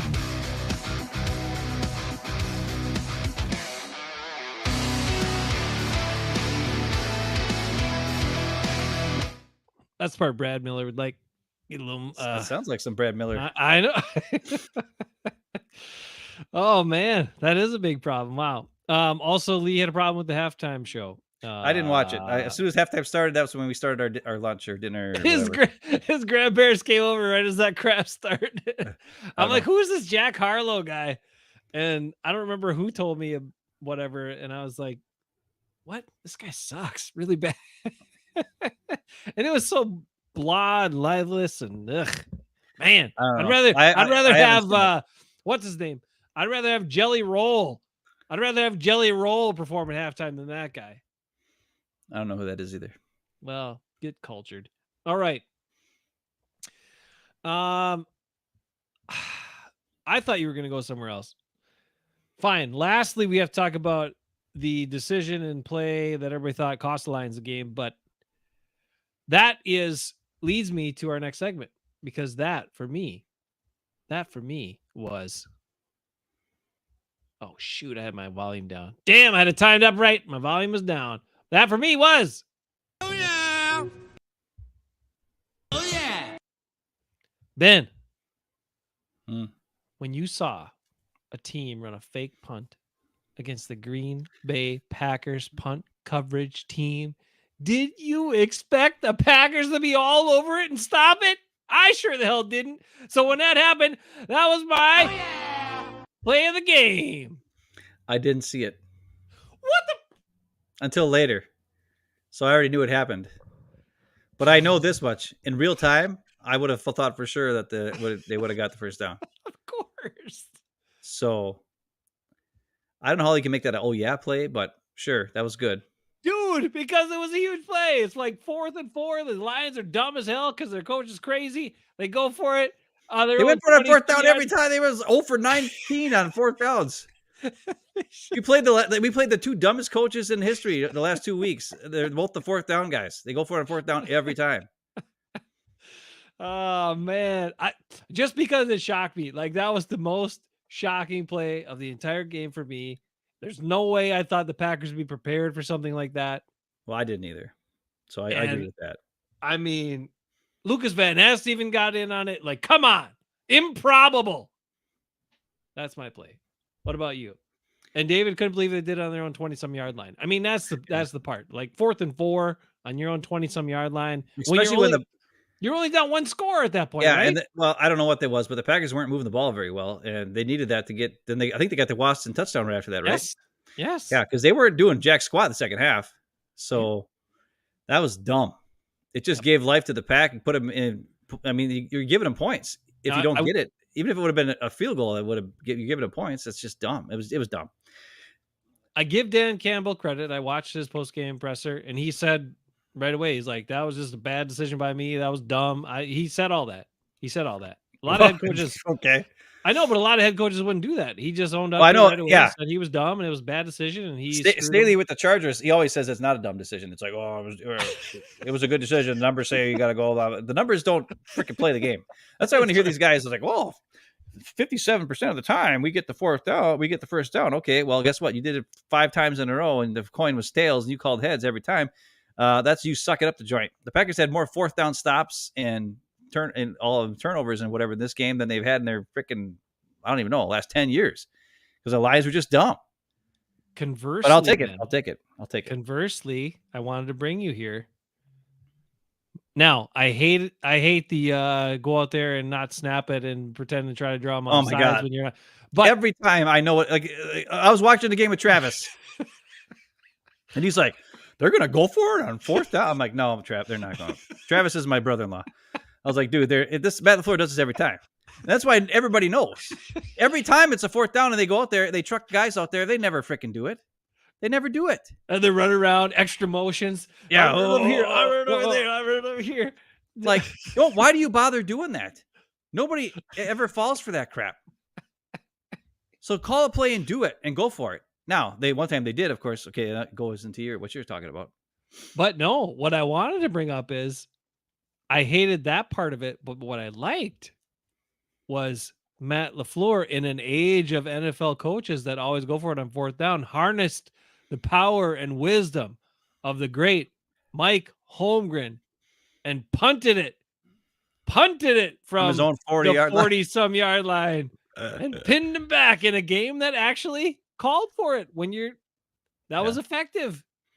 So it just goes to show you, like, I understand what all the analytics say, and I understand what all the go for it. Well, they still went for it on 4th and 1 in field goal range. Yes, I know. Which was I did not agree with, and then the play backfired because AJ Dillon ran the wrong way for some dumb reason. I don't understand how that happens. How do you run the wrong freaking way on it when you're the running back, dude? Stuff happens. Now it shouldn't happen with a 4th-year running back, but whatever. People make mistakes. I'll say that. I made plenty of them, even just tonight. However, I would have liked him to kick a field goal there, but also I'm learning as I watch the game with Sarah and Dad, they're not believers in Anders as I am, because they don't like that he misses extra points. And I said, well, as far as Anders goes, he understands that field goals are worth 3 points. Extra points are Yeah. only worth 1 point. So he's going to Yeah. take the field goals more seriously. And the extra points, you make some, you miss some, whatever. Yeah, that's like Giannis. Dunks are 2 points. Free throws are 1 point. He'd rather dunk it, or he's going to work on his dunks more than he works on his free throws. It might cost you a game here or there, though, Giannis. I hate to say it. But It might, right. they lost it. They lost the Dew Bowl. I know. They got But- well. I didn't know Boston had Porzingis too. Like, yeah, they're gonna win. Anyways, All right. my oh yeah gameplay is Yes. What is it? You didn't have one. What made you say? it's got to be something that there was nothing that was wrong with the play. Like, I was thinking maybe the first play of the game, and I'm like, no, because that throw was way underthrown. So I actually didn't say, oh yeah. I was like, oh my God, oh my, he's never going to catch this. And then he did. So I was like, okay. Because I got to say, oh yeah, after the play, right? Yeah. It's got to make you excited. The and be like, touchdown to Jaden Reed, I was like, oh, what's he doing with that I throw? know. And then, so it wasn't, oh yeah. Even the fumble recovery for a touchdown, I was like, is the ball dead? Like, what's going on here? So that wasn't really an oh yeah. I'm trying to find an oh yeah. Tucker play. Kraft. The Tucker Kraft No, touchdown, that was his kind of a first play? boring. That was kind of a boring touchdown. And lollipop throw. Woo, took forever. He probably was like, "Oh my God, would you just hit the ball?" Malik Heath first down. You know what? I'll go with oh yeah. It was the 4th down when we need to get a stop on 4th down. It was like 4th and 7 or whatever it was, and Rashawn Gary, who I've been hard on, did a crazy juke move. Beat the snot out of Decker, who's a Pro Bowl left tackle. Yeah. And sacked the quarterback, caused him to fumble, and they were like, or whatever. I don't even know whatever it was, but it was like a huge freaking sack. That was because I did say, oh yeah, then because I was like, oh yeah, that's it, game over, Packers win. That was the oh yeah play. Rashawn Gary sack and 4th down that sealed the game. So yeah, I'll give Rashawn Gary gets the oh yeah for this week. Nice, Rashawn Gary. Oh yeah. Well, that was the last part. Is the Lions' offensive line so good? Like probably the best. And the Packers individuals. I mean, it wasn't just one guy. Like Gary, I know had the big game, but Preston Smith had a key sack and some pressures. Carl Kenny Brooks Clark had did some some pressures. Kenny Clark, Colby Wooden even was doing stuff. Wooden had a sack Like, fumble, or well, at least a turnover fumble caused. Devontae Wyatt, maybe not as Yeah, active. Brooks Yeah, did Carl that. Brooks. Yeah. TJ Slayton was getting some push down again. So I don't Wait, know. Walker had a couple blitzes that screwed up everything. So, yeah. They did more what Chris Sims hates, the 5-man pressures to get one-on-ones. Yeah, I don't like those either, but But they did it because it the guys worked at won, this time so- because it worked because Goff is terrible in the pocket. So yeah. Yeah. And apparently, whenever he steps up, he doesn't even think about hanging onto the ball. Apparently, he just steps up in the pocket, then you barely touch him and he fumbles. So awesome. Yeah, Like that's crazy. you got to be a little more concerned with the ball in your hand, there, buddy. Holy crap. What is that? Lisa's best trench play we've had in years overall. Yeah, I think so. Yeah. I think the D-line really showed out, and a bunch of these other guys are playing good. The backup guys are let's be real, are playing better than the guys we had starting at the beginning of the year in the secondary for sure. Not And at surprising. linebacker. Yep. I mean, Quay Walker came back. He only had 6 tackles in this game. Come on, Quay Walker, you got to make a lot more plays than that. Yeah, but when McDuffie's everywhere, what are you going to do? God damn, The well, guy's everywhere, man. He's faster, McDuffie. He's got to see it and go too. Come on, They had Quay him. Walker. They had him blitzing a couple times. I don't know. Fine. I gotta watch the film. I gotta see what was. I want to know what was going on. Like, why is Owens making all these tackles? Like, where is Quay Walker on these plays? I don't know. This is another week where a bunch of the secondary guys had lots of tackles again. We're going on 3 weeks like that. So the only reason they had the few guys had less this time is because McDuffie was in there getting a bunch of tackles. Yeah. So, But just wait. Either way, Devondre Campbell comes back, and the secondary will have to make all the tackles again.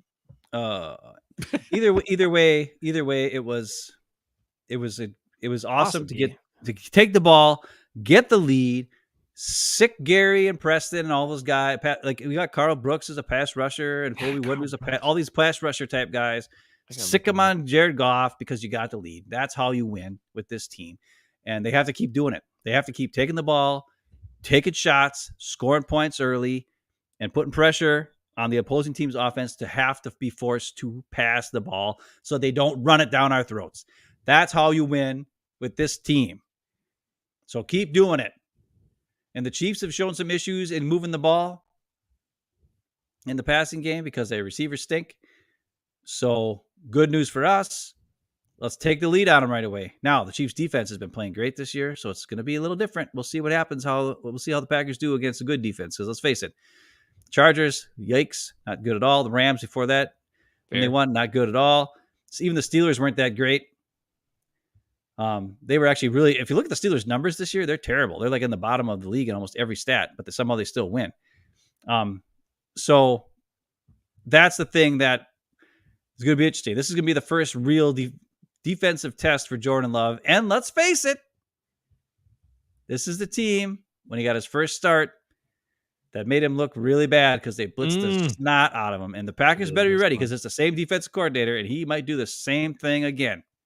That's true. So, I mean, and I know it's been a couple years, but so this offensive line better be ready. It's not going to be one-on-one pass rushes. It's going to be disguises and blitzes and things like that. And Love's going to have to do some anticipation throws. He's going to have to learn where the hot reads are. He's going to have to, with the offensive line, recognize where the pressure is going to come from and throw it to that open spot where the pressure is going to be vacated, right? And understand what's happening there. And hopefully LaFleur's got some good, smart out routes for him or some kind of like, wherever, if, quick pass if the pressure does come to him. And I don't want to see just stupid, guys in the flat because that never works. We need to see, if the guy's blitzing, it needs to be drilled into every single slot receiver, whether it's a tight end or a receiver. It needs to be drilled in their brains. If the guy who's staying in front of you blitzes, your route now becomes a 3-yard turnaround comeback route. That should be baked in the offense this week, preparing for the Kansas City Chiefs, because that's an automatic completion for at least 3-4 yards and on first down or whatever, or even on third down. And then not only that, but it'll vacate. The next guy to cover him will be further away, right? Because it'll take a while for that guy to get there. So you catch it really fast, turn up field and go. I want to see some Devontae or Wicks, and I want to see Reed in the slot. Oh, and Tucker Kraft, who can break some tackles. Those guys I want to see, and only those guys in the slat. And then if their guys blitz, because what's his face with the Chiefs blitzes all the time, they need to understand your route is now a 3-yard turnaround. Get ready for the ball because Love needs to recognize it and throw the ball. And it needs to be able to know that you guys are going to do that. And that's how you can beat the Chiefs. But if we do this crap where you're calling, it's 3rd and 7 and everybody's running 20-yard routes like LaFleur used to do like an idiot, we're screwed. We're screwed. That's the old Rodgers stuff. I know, but LaFleur did it in the beginning of the year. That's the other thing. I think LaFleur's play calling has been much better. Yeah, as far as different play, like shorter routes, comebacks, outs, quick anticipation throws, using route combinations to get guys open. Now Christian Watson ran the wrong route on the touchdown. It still worked, but that's still whatever. And those are things that have gotten better with LaFleur too. So it's not just Love who's gotten better with his play. LaFleur's play calling has gotten better in offense too. So, but this will be a big test on defense because the Chiefs will take it to you because they proved it 2 years ago that they can do it, and they'll just do it again. So you got to prove that you know how to stop it, or else you're going to be in trouble. Yep. But I think the Chiefs can be had. I think the Packers can beat them for sure. I believe it too. And we got time to talk about that. Lee wants a breakdown of the screen pass that McDuffie blew up. Ben, he's putting that request in there for the next show. So make that one of your plays. All right, I'll see what I can do. Here's one thing you mentioned, Carl Brooks. I had to bring it up because I don't know. Does anybody else see what I see? Maybe not. Sometimes I see stuff that people don't see. Whether that makes me a visionary, I don't know, or if it just makes me crazy, I'm not sure. But does anyone else see a little young Mike Daniels here? I mean, is that what anybody else see that? Is that just me? Carl Brooks? Young Mike Daniels? No? No. All right. Well, maybe it's just me. We'll see. Maybe as he gets older, he'll turn a A little No. more like Mike Daniels. No. You remember what's his name last year was like James Starks, exactly like James Starks. Was that even this year? It wasn't No. last year. It was this year. It was the Oh wide my receiver in God, it was seventh the round. camp. That's I right. think he's on the That's practice right. squad. That's right. He got hurt, never Yes. hardly played much, That's right. but whatever. Looks like he could be James Stark's kid. Maybe not though. I don't think so. No, he's not James Stark's kid, but he Unless looks Jake Starks had a kid, but he was like 12 years old, maybe. well, what I mean, I don't know. James Stark's a nice guy, probably not. Anyway, so that's what we got for you this week. What are we gonna do for next show? We're gonna look at some plays and like review and enjoy the Lions win even a little more. I 'cause guess. Okay. The other thing I was gonna do, propose. Yeah, I heard is your weird doing thing. that exercise of if you and I had That's in off draft season. That's off installed. season. We gotta wait Let's till do off that season. Yes, that's too much time. I don't want to look into But all if the that. Packers turn everything around, then then we won't even be able to do it. Then 'cause we good. can't Then I do don't it. have to waste time doing that. It's a dumb show. It's a dumb idea. Oh, It's a good idea for the off season. okay, all right. Well, we'll save it. We'll see if Goody's plan comes together. Not- if Goody's That's a Goody's great plan doesn't show. work, we'll do it. Well, Goody's plan is listen. You think the guys that were making plays weren't Goody's draft picks?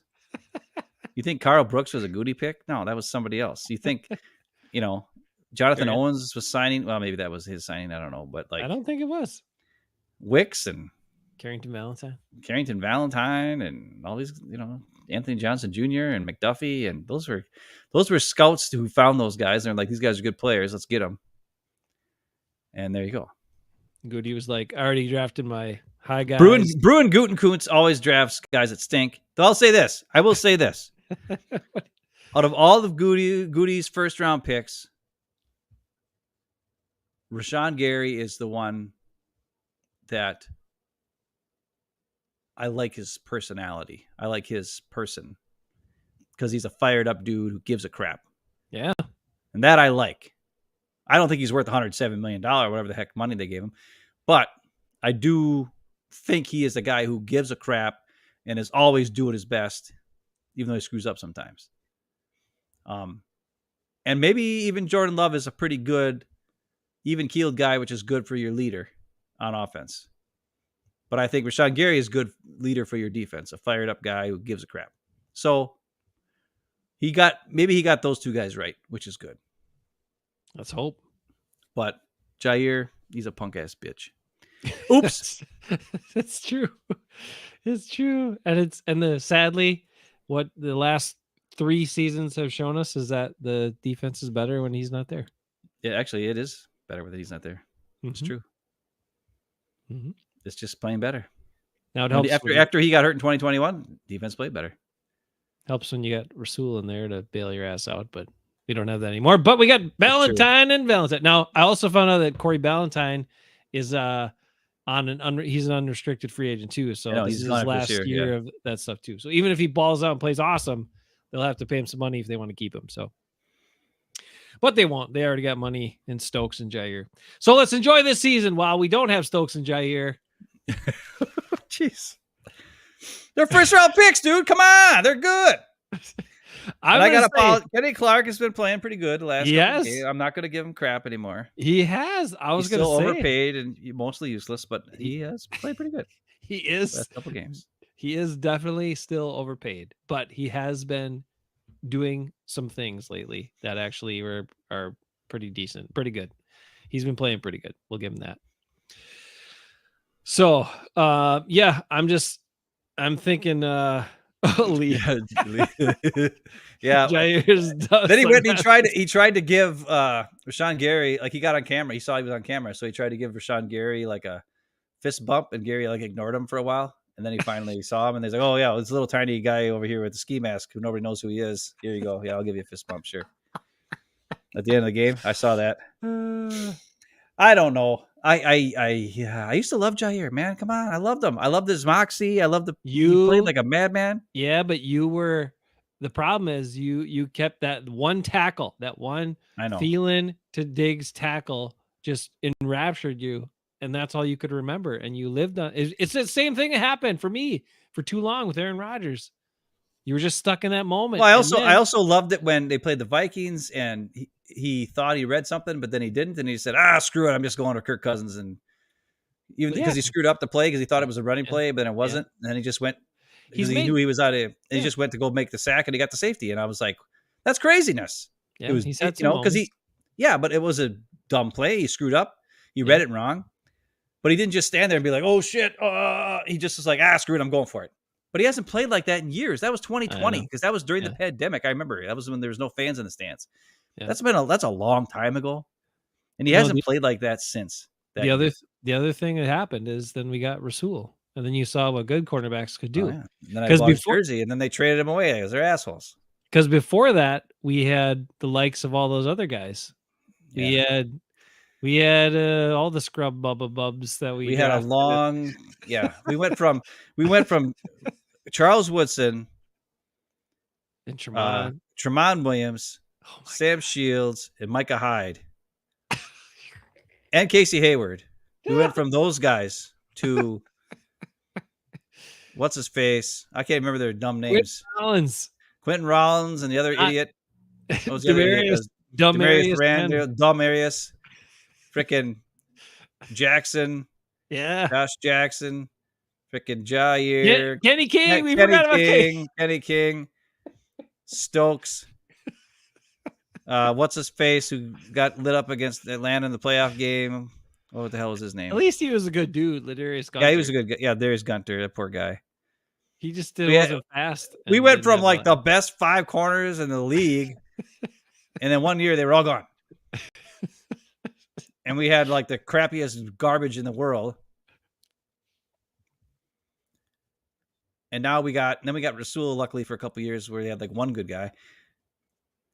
And though Shannon Sullivan wasn't terrible at slot. No, he wasn't bad. He was wasn't pretty bad. good. He's still He was pretty playing. good. He made some. He's He's still with on the teams Steelers. He's in with the there. Steelers. Yeah. He was with the Vikings for a couple years. Now he's with the Steelers. But what I would say is, Goody's track record with drafting high draft picks at corner are just as good as Ted Thompson's. Not very good. And Ron Wolf's. And Ron Wolf's, yeah. Well, Sarah, we can Sarah all go echoed. through that.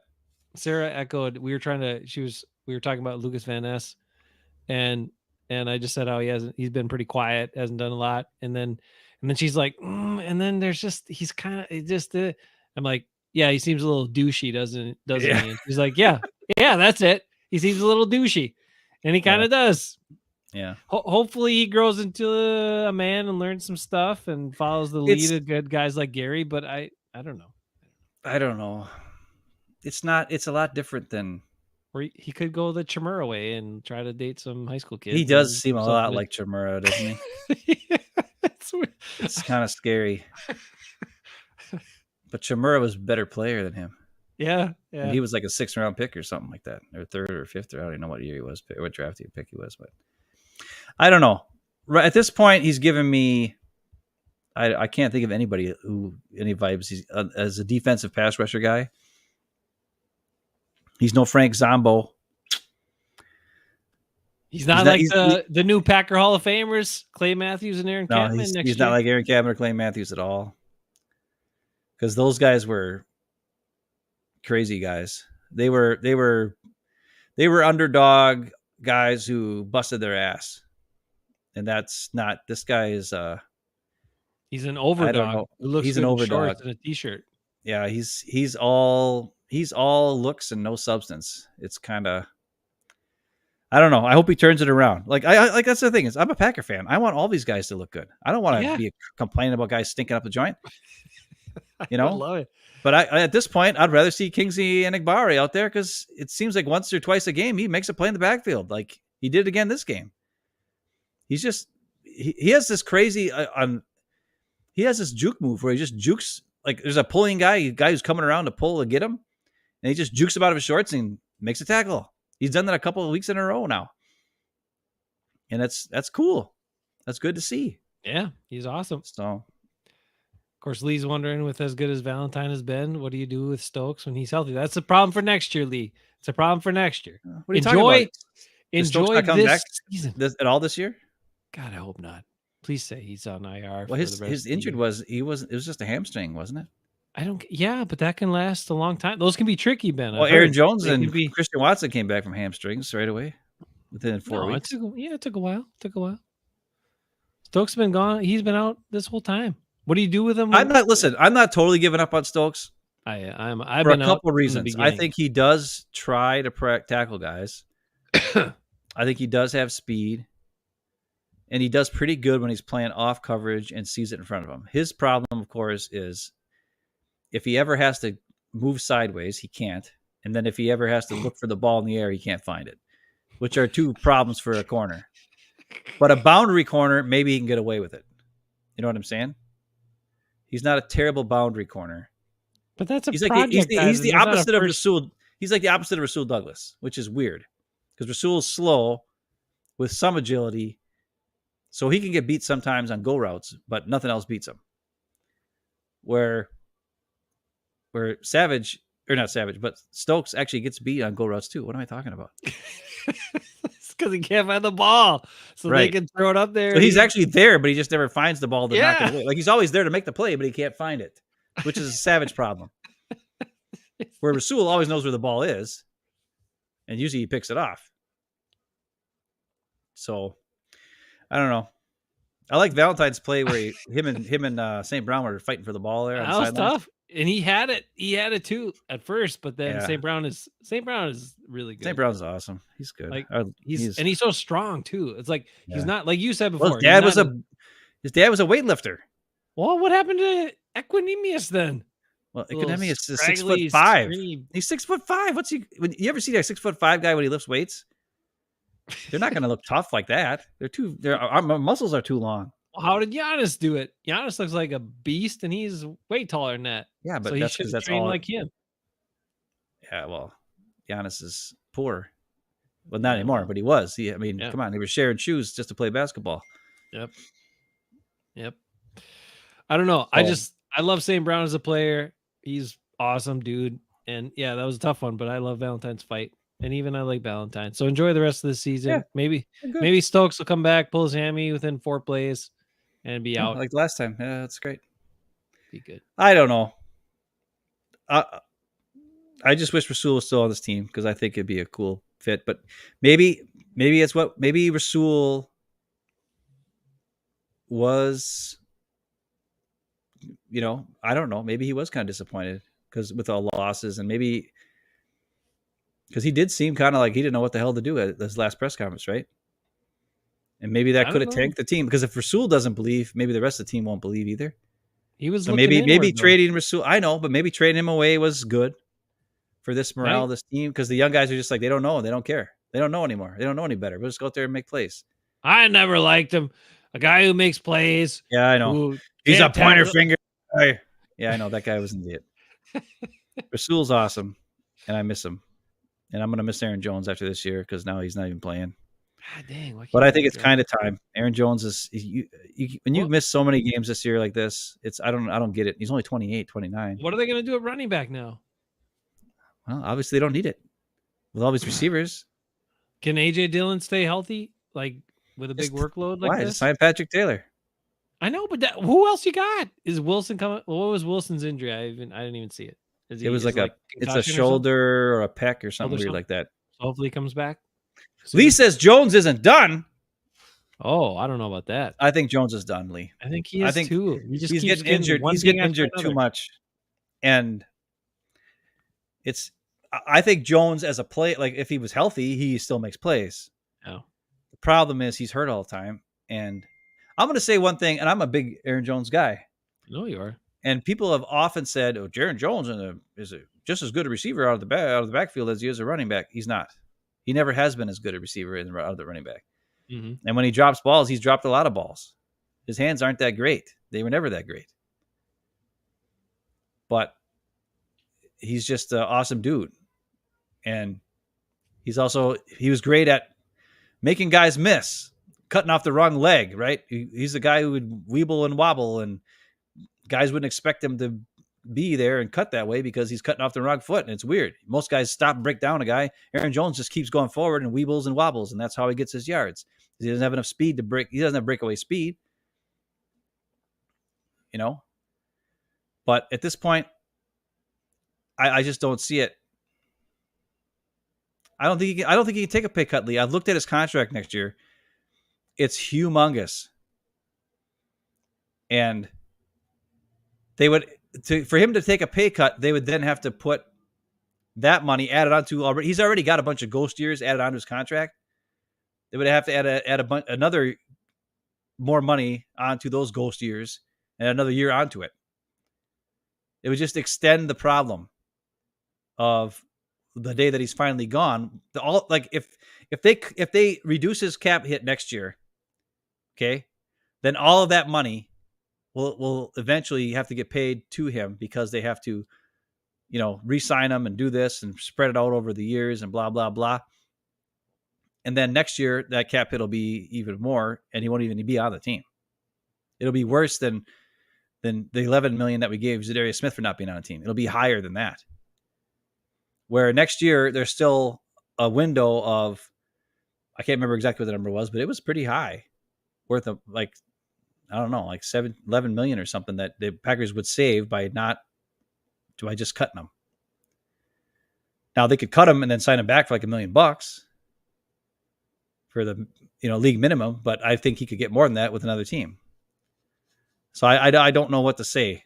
I think it's going to come down to whether he's willing to do the Donald Driver thing, where Driver probably could have played a couple more years somewhere else, and he decided to just be like, nah. And it's really a shame because Aaron Jones could have set some records this year if he would have been healthy the whole year in the running game with his rushing yards. He would have gone up the ladder a couple more spots, and in the touchdown spot on Packer history and touchdowns too. If he could have got some more touchdowns and played some more games, he would have gotten quite a bit higher. Even in this last year, he would have gotten himself in the top 5 in a lot of areas, maybe even the top 1 or 2 in a couple spots. Yeah. And now it's just not going to happen. And it's sad because he's probably my all-time favorite Packer guy. But I just don't see it. I don't, as a GM, and if I was the GM and I love him to death, I would cut him. Even though I love him, because it's better for the team for next year and in the future. It's just not smart to hang on to him when he's injured this much. And to be quite honest, his contributions this season, when he was in the game, if you take away the Bear game, he's done nothing. And that could be because he was still hurt and whatever, but he really hasn't been that impactful. A lot of it has to do with the crappy offensive line blocking. Don't get me wrong. But even the passing game, he's dropped a lot of passes. And some of them were bad and not accurate. But some of them were pretty close, and he probably should have caught them. And I don't know. I'm just not I don't know. It hurts me because I love him. I love him to death. This is a bad year for me because it's a hard year for you. Getting Rasul traded and watching Aaron Jones not play at all, basically. Yeah. It's really killing me as a Packer fan, and it's making me not, it's been hard for me to do these shows, to be quite honest. Like Wednesday, I was like, I picked up Grant on Tuesday, and he was like, hey, we should do something. I was like, I got to do a show with Uncle Jason. And he was like, and I was like, you know what? I don't really have anything to say. I didn't really watch the whole game. So you know what? Screw it. I'm going to tell Jace I can't do it. And it's not what you said. You said, you know what? Screw Uncle Jace. Yeah, that's what I said. Screw Uncle Jace. But no, it was just, it's just hard. It's hard for me because, it's a turning point. I was really hoping that with Aaron Rodgers gone, we could see Aaron Jones just take off and be the Aaron Jones that we all wanted to see this whole time, where he, 2019 Aaron Jones, when he was the focal point of the offense and he had all those touchdowns and he was amazing. It was amazing. He was getting touchdowns in the running game. He was getting touchdowns in the passing game. It was crazy. And then Rodgers took over the play calling pretty much after that, after the Jordan Love draft, and Rodgers got all pissy. And even though Aaron Jones is in the game, he never got touchdowns again because Rodgers had to throw them all and get the MVPs. Even though the offense was better the year before, where they just ran the damn offense and Aaron Jones ran the ball and got touchdown rushes. So Aaron Rodgers fucked Aaron Jones over in 2021 and 2022 and 2020, to be quite honest. And every year it got worse and worse and worse because Rodgers had to be the guy, had to win the MVPs. And he, get all the numbers and get all the touchdowns and blah, blah, blah, even though the offense wasn't that great. But his numbers are great, so he won the MVPs. And the team was winning games, barely, and then get the ass kicked in the playoffs because he sucked. And he cost Aaron Jones a bunch of touchdowns. He really did. And he gave him to Devontae Adams instead, who I don't think they ever deserved him. So, but whatever. We'll see. It'll kill me if he's not a Packer next year. But I always find it, I'll find a running back I like. I always do. Though it took me a while because Dorsey Levens, I wasn't an Ahman Green guy. I wasn't a Ryan Grant guy. I wasn't a James Starks guy. I for sure wasn't an Eddie Lacy guy. So it took me until Aaron Jones and seeing him in the game a couple of times and being like, wow, I'll see that guy. And then finally, all the Packer fans were like, hey, Mike McCarthy, Aaron Jones, can we get him in the game, please? And then, of course, McCarthy never would play him. And then finally, Matt LaFleur did in 2019. And Aaron Jones was awesome. And then Aaron Rodgers got pissy because he was like, wait a minute, I have to be the center of attention, not Aaron Jones. And then he screwed up Aaron Jones and fucked him up the ass. Like a dick. But that's the end of that. It's a new era. Time for a new team. It's just a shame. And I hope Aaron Jones goes to a new team next year and is used properly and doesn't get hurt. And I hope it's not the Lions or the Vikings or the Bears. That's all. Yeah, I hope so too. Thanks, Lee, for making me all sad at the end of the show. You jerk. All I will say, it's tough, man. It's definitely tough, especially when you see, the guy go and then whoever they bring in is not very good, or it replaces them is not nearly as good. Well, because I've been watching Josh Myers for the last couple of years, and but it's hilarious. It's hilarious how that's different though, because that was an unsung hero. Aaron that Jones was is an underrated guy too. Yeah, but not he at least got the Pro Bowl and got some. Lucas Patrick has been considered a douchebag, not douchebag, but a piece of crap. Everybody thinks he stinks all the time. Oh yeah, even though he was good. The only guy who knew he was good was Larry McCarron. Because he's like, you got Lucas. And how many times Lucas would just smack a dude and, come off his guy to help out another guy who got beat to save freaking Rodgers' ass. Or else he would have got creamed and probably killed, which is a shame. It's too bad that Lucas wasn't as good as he was because Rodgers probably would have got hurt a lot more. But anyways, that's one of those things where, people didn't respect him and didn't give a crap. And now I wish people would say that more. Be like, hey, when Josh Myers got hurt and played like dog crap in his rookie year, and then they brought Lucas in, and all of a sudden, hey, guess what? We were winning games. It wasn't a coinky dink. And now we watched Myers for 2 more years, and he stinks. And we let Lucas go for nothing to the Bears. And even the Bears tried to replace him, and then they were like, oh, wait, he's too good. We got to get him out there. But teams are dumb. People are dumb. What are you going to do? So you just have to find things to love. Like we talked about this with Balaz. It's like, you came to the Packers because of Aaron Rodgers, because he's, he lives in Eastern Europe or wherever the hell he's from. I don't know. Mm-hmm. And he said he's a Packer fan because he found Aaron Rodgers and fell in love with the Packers because of Aaron Rodgers. And now Aaron Rodgers is gone, and it's hard for him to be as invested. But he's wondering what, because he has no ties to the Wisconsin or the Packers or whatever. But the best thing about the Packers is there's no owner. That's also one of the bad things, but it's also a great thing. Yeah. And we can be the owners. We can be the fans that feel like we matter, even though we don't. But we can feel like we matter. And you just got to keep finding some kind of story to love and some kind of player to love. And there'll be another Aaron Jones who will take our hearts and become the soul and heartbeat of the team, just like Donald Driver was before him. And there'll be another guy who'll come and do it. We got some right now. We got Malik Heath right now. Well, Malik Heath's going to come get you. You might not understand him when he talks in his press conference. He's 5th on the depth chart right now, though he did beat out Samori Toure, apparently. I know. Even Bo Melton got dressed for this game. I know. I did not see Samori Toure. I don't know what's going on with what happened to Samori Toure. Is he hurt? Isn't he on the active roster? I'm pretty sure he's on the active roster. I was shocked when I saw Bo Melton in a game uniform. I was like, what? Bo, my man, Bo is up in there. Watch out. He's wearing Donald Driver's number 80. Damn. See, Bo Melton might be the guy. Who knows? Okay, now you guys get me all sad. Let's end it before I cry a lot here. There's gonna be guys. There always be guys. It's been a year of a lot of things changing, and yeah, it's tough. Lots of stuff. 2023 has been crazy. it's one of those things. But maybe Rasul can keep Josh Allen from being a dum-dum, and maybe the Bills do get to the Super Bowl. Who knows?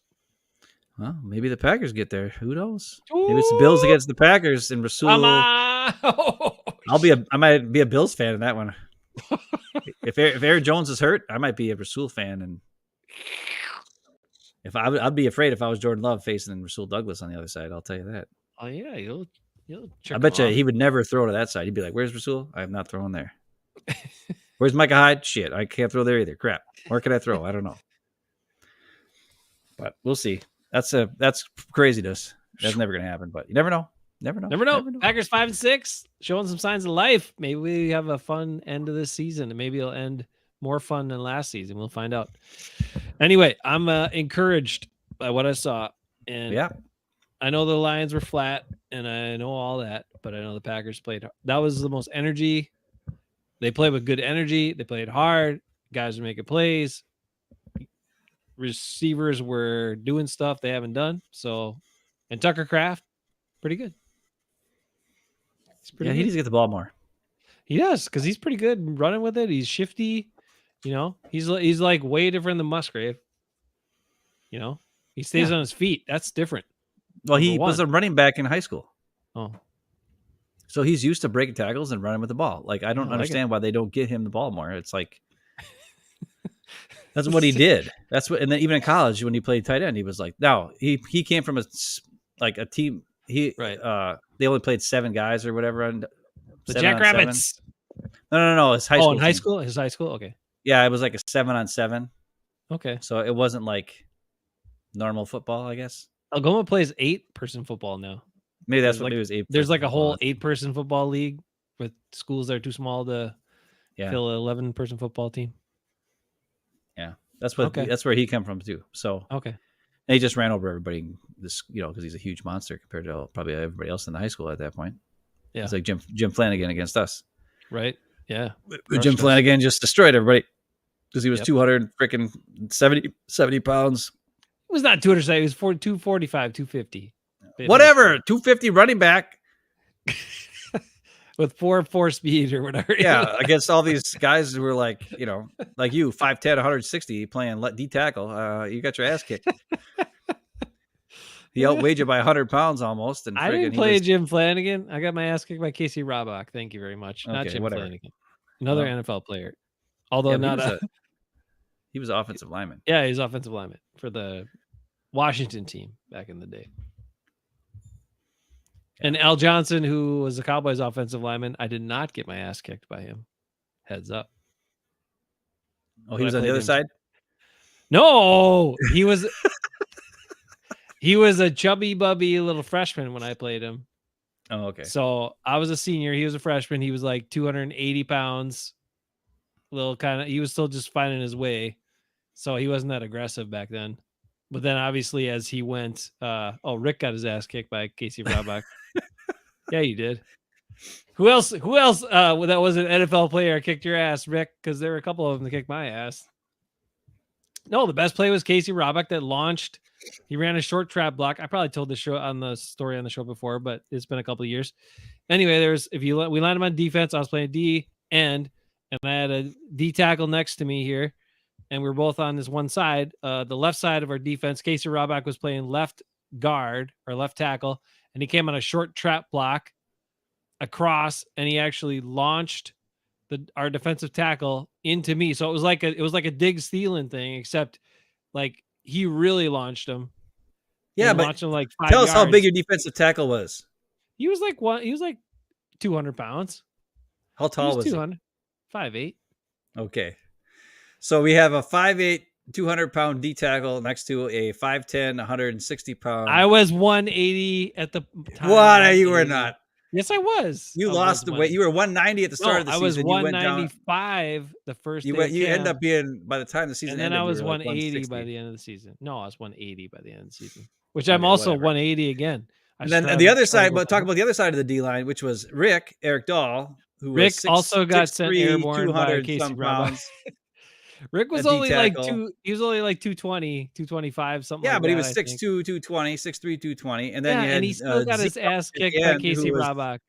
6'4", 270 or whatever the hell he No, was. he was not that big. He was only like 215, and he also got his ass kicked by Casey Robach. So we all got our asses kicked by Casey Robach when we played Sturgeon All I'm Bay. saying is one side of your defensive line Big Al was 455 pounds, and the other side was like 380 pounds. So Rick clarifies he was 235. oh, they're even more. Yeah, pretty good, pretty good. So Not one side bad. of your defensive line was 6'2", 6'3", and together 475 pounds, and the other side was average of 5'9", 350 pounds. Which side do you think they were going to run the ball on? Well, I mean, we're Your quicker. side. Who came up with this defense? Why do you put the two big, huge guys? Yeah, you were quicker. You got your asses kicked quicker too. Well, Rick, are you now are you 245 now? Or are you less than that? I can't remember. Anyway, Big Al was, he was 200. That's right. He played tight end his freshman year. He was just not very aggressive. So wait, so you're telling me there was a team in your conference that had how tall was he? He was like 6'4", I think. So 6'4", 280-pound tight end on the other side, and then you at tight end were 5'10", 175 pounds. Soaking wet. Yeah. Wow, that's crazy. Oh, hey, Rick got doubled. It's Balaz. Rick got doubled a lot. Hey, Balaz, Balaz is here for the live show. What the crap? He says, "Good morning. You're catching us for all of our reminiscence of us getting our butt kicked by NFL players, former NFL players, when Raider Rick and I played high school football. That's what we're on now. What you missed was all the Packer talk before this, the first 2 hours, where we talked about Jordan Love and we talked about the Packers and we talked about beating the Lions and how awesome they were in the Thanksgiving Day game. And then we got into some other stuff. I don't know. What else did we talk about? Defense. I talked about you. And he talked about you. And then Ben changed his tune on a couple of stuff. Then we have a reflective at the end because we're sad about Aaron Jones and him having a rough season, being hurt a lot. What? 5:15, where you are. 5:15. Go back to bed, dude. That's too early. Yeah, that's early, man. That's early. It's Saturday morning for you. What are you doing? Yeah. I'm not going to be up at 5:15 my Saturday morning. I'm not either. I ain't getting up till like 10. Kudos to you, my friend. But we're just talking about this new young team. We got a bunch of young guys making plays, and it's exciting. Okay. And there's things to find to be a fan of the Packers. And go for it. You no matter what you see a Wicks, he got hurt, but you got freaking Malik Heath out there making plays. Reed and Kraft and all these young guys making plays, and the receivers. Sean Ryan getting in the game a couple times, making plays, doing good. On defense, we got no-name guys like Owens and McDuffie and Anthony Johnson Jr. and Ballantyne out there doing stuff. Carl Brooks doing stuff.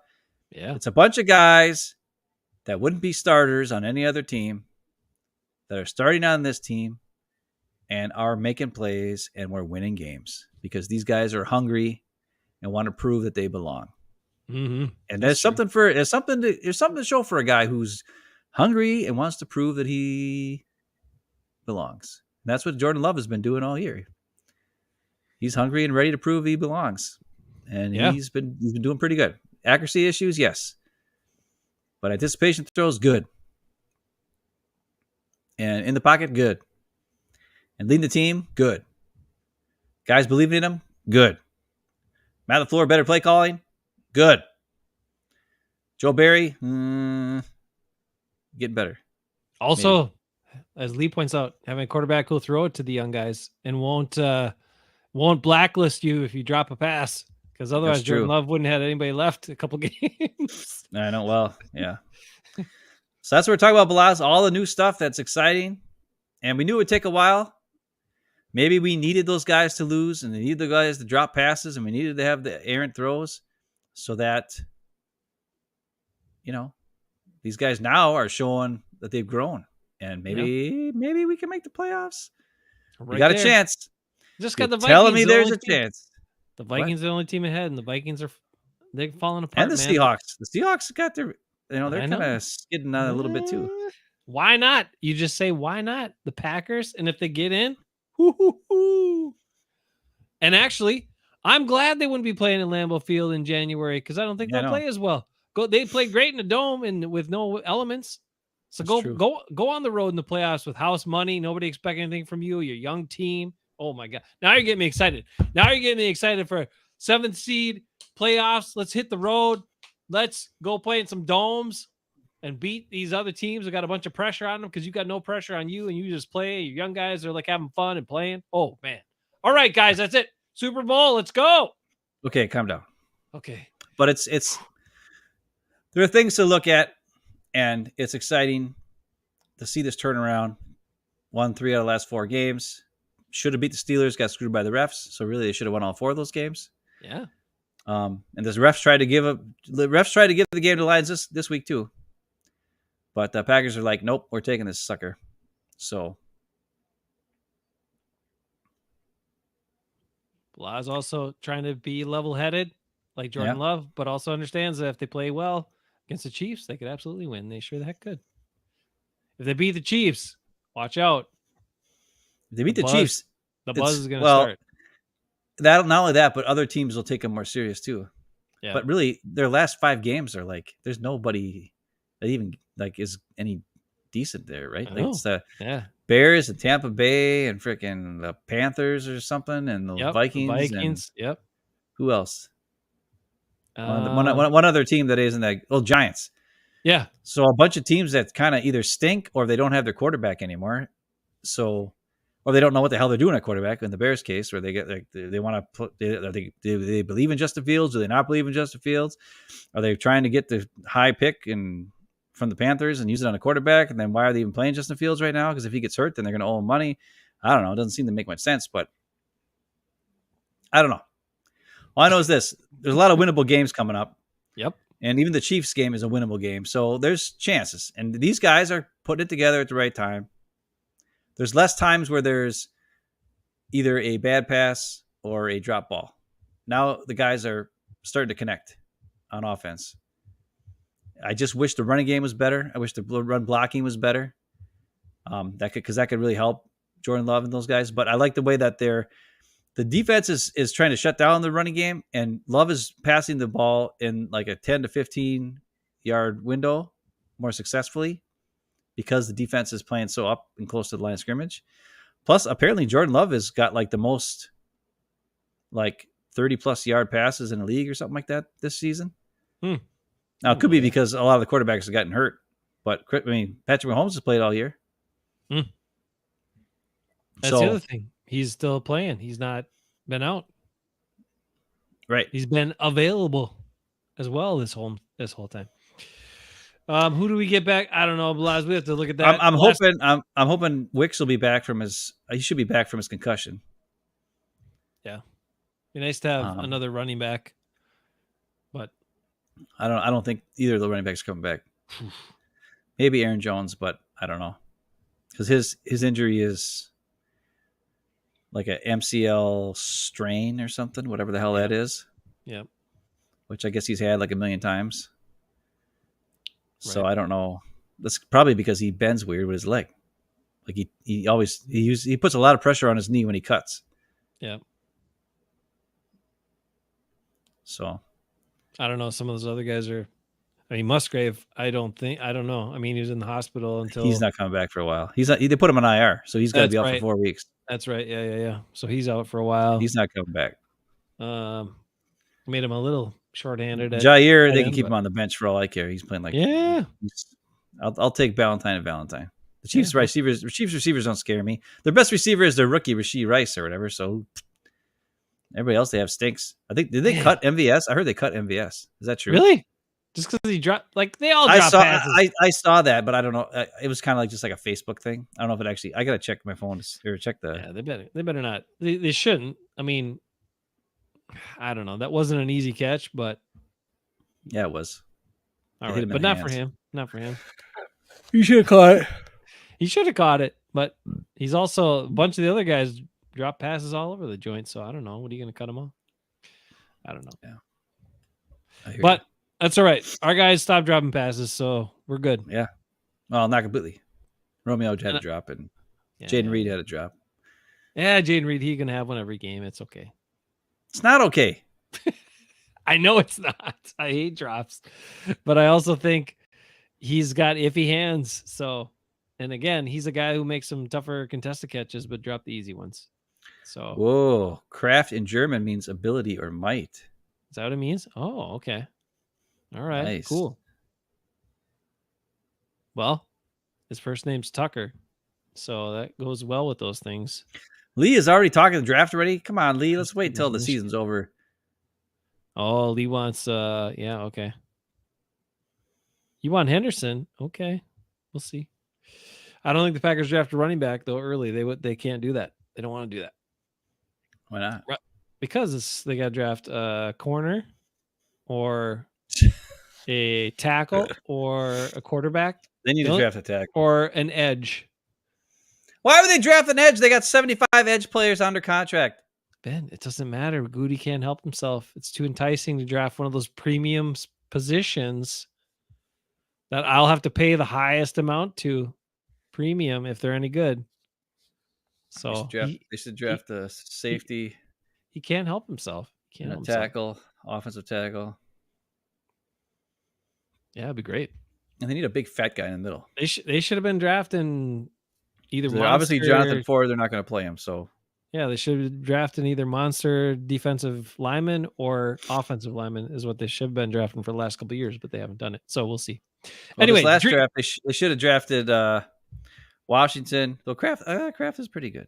Kraft's pretty good. I mean, these guys they took are pretty good. But I mean, that Steelers game, Washington ate Van Ness's lunch. He ate Rashawn Gary's lunch. I know. How did He Gary ate look so everybody's bad lunch. against him, and then this game he like tears it up?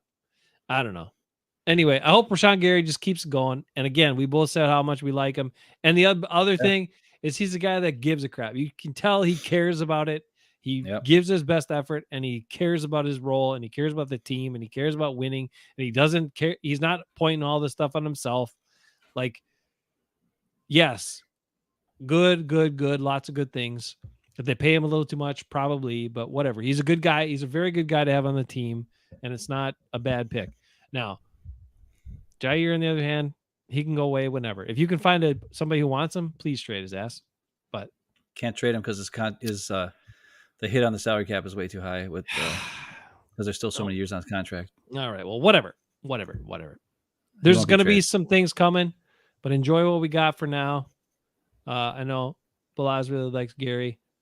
Should they consider replacing Clark for that? Not replacing. He's talking about for next season. For the draft. Yeah, they need another. I mean, they need more beef for sure on the D line. They need another big guy, and the only way you're going to get a big guy that's really disruptive is if you probably go for him early, or you draft a guy from a small school that's kind of people sleep on because they're from small schools, but they got all the size and ability and tools. So that's kind of the only way you get big guys that are disruptive. Now, it doesn't mean if you can have a guy who's got a good base and he's got good work ethic, he could turn into a monster. There's plenty of guys that have done that over the years, but a lot of it has to be what's their work ethic like and their motor, all that stuff. But physical abilities matter too, right, Ben? Because if you're slow, it's not that helpful. Yeah, Kenny Clark's really slow. Devontae Wyatt was like a half second too late on that shot by the goal line. Oh, man. Yeah. I'm surprised they didn't call a late hit on him. There's also somebody who had like a horse collar tackle or something that I thought they were going to call. There was that. Yeah. They probably. I don't know who that was, but some Packer guy had a horse collar tackle practically, and they didn't call it. But I think it was Jonathan Owens. Actually, there was just the play. The refs were just all over the place in this game. Yeah, they were mostly missed calls on the Packers, like not calling stuff for us. But they did call a couple like offside, offsides on the offense on one play, which stopped a big play for the Lions. And so they kind of screwed the Lions a couple times with the calls. But they also I don't know. It was weird. It's almost like they just, I don't know. It was bad. The game was bad. These officials stink. Didn't matter though. Packers overcame it. So no, but I'm just saying they need to get like me to be official. Well, Because I just call everybody out on everything. I'd be like, "You're out. I'd be calling flags. It'd be like 75 flags. But I don't have the guns to be unofficial. I have to get more. You'd have to get them. Just like Vikey Mo. He's Vikey had Mo. to retire. Vikey Mo had the guns. All right. Well, enjoy that Michigan and Ohio State game for people who like college football. Number 3 against number 2. You know, I will not watch it. I won't either, but it's a big game because it's number 3 and number 2. And it's Rashawn Gary versus Josh Myers. And whoever wins that one's going to destroy the West Big Ten team because that's how it always works. But that's fine. Yeah. And then they'll lose in the national championship game, of course. Yep. Against some team from the SEC or whatever. Yep. Yeah, that's how it goes. That's college football. Yeah, that's college football. Anyway, here we go. We're out of here for tonight. You guys have been great. Sorry, B, we're just catching you early in the morning, but you can watch. Now you have like close to 2 hours of good show and about half an hour of just kind of some nonsense, but whatever. You can nonsense. You can take it or leave it, or leave it take or it. Leave it and take it. All right. You can't do both. No, you can't. All right. We will we'll work on next week's show. We'll have some plays. We'll break down some of the Lions game and some of that stuff. Stop saying that I'm going to break down plays all the time because Lee wants you to break down some plays, so you got to fulfill that. Lee, I got to freaking get my act together, man. I've been slacking. You're the play breakdown guy, so get it done. I love being a play breakdown guy, but I haven't had time, man. I had to pick up Grant, driving around all over the place. I don't want to hear your family excuses. in town and I'm freaking doing family crap. Tomorrow I got to go to do family crap. You got time. You got till like Tuesday or Wednesday to get it done. Just get it done. I got to work. The next week I got to work. I got to drive all the way to Green Bay, pick up Dad, bring him all the way back. Then we got to go to the doctor on Friday here at Mayo and Rochester, and then he's going to hang out all week long. I got a lot of crap going on, man. All right. Well, I don't have access to the film. Plus, I also don't have that much time, but whatever. It's all good, man. I usually have time, but I just the last week, and so the next week is going to be probably no time. So we'll see what happens. I want to show some Justin Herbert. You should. Abe Blaz, if you're looking for other good content that breaks it down pretty good, the QB school with the QB school with former Packer great. JT O'Sullivan. He was like a Packer for like 2 weeks. Hey, former Packer great, JT O'Sullivan. Is it JT O'Sullivan or is it the other guy? No, JT O'Sullivan's better. All right. Who was the other guy?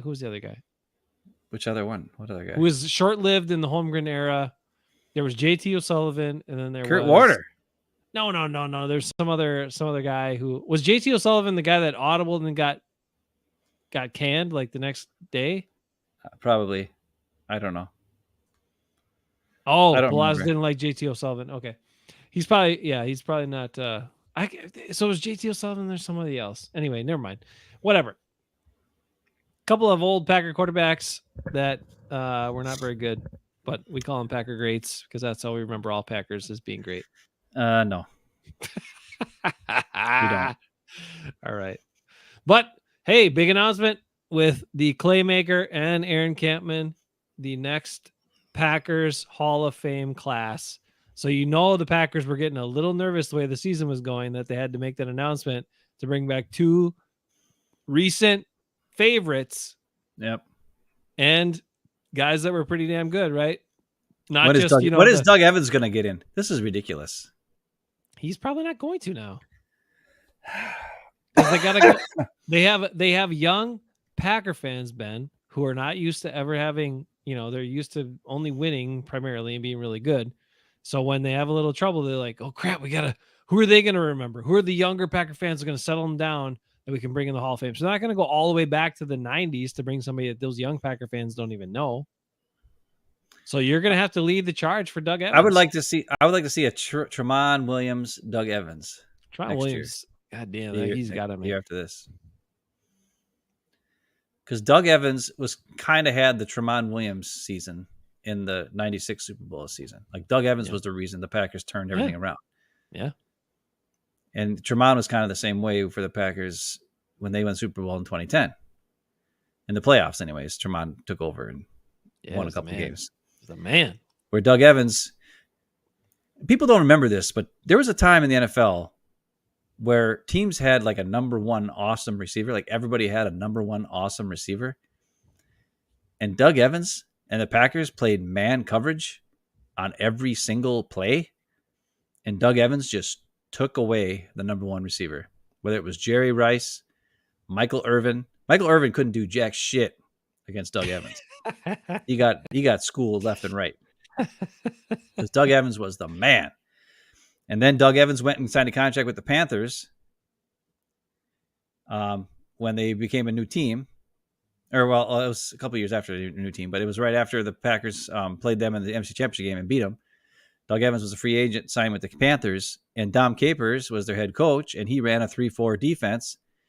And it was it was a zone coverage team that played off and blitzed guys, and Doug Evans played like shit because he wasn't a zone corner.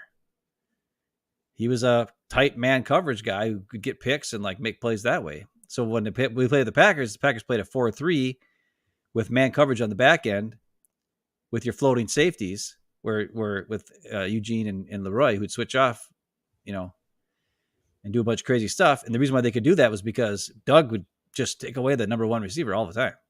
Like Leroy and Eugene never had to worry about that. They just had to worry about Craig Newsome on the other side because he couldn't cover anybody. He just beat the snot out of him at the line of scrimmage, and then, then he gets safety help.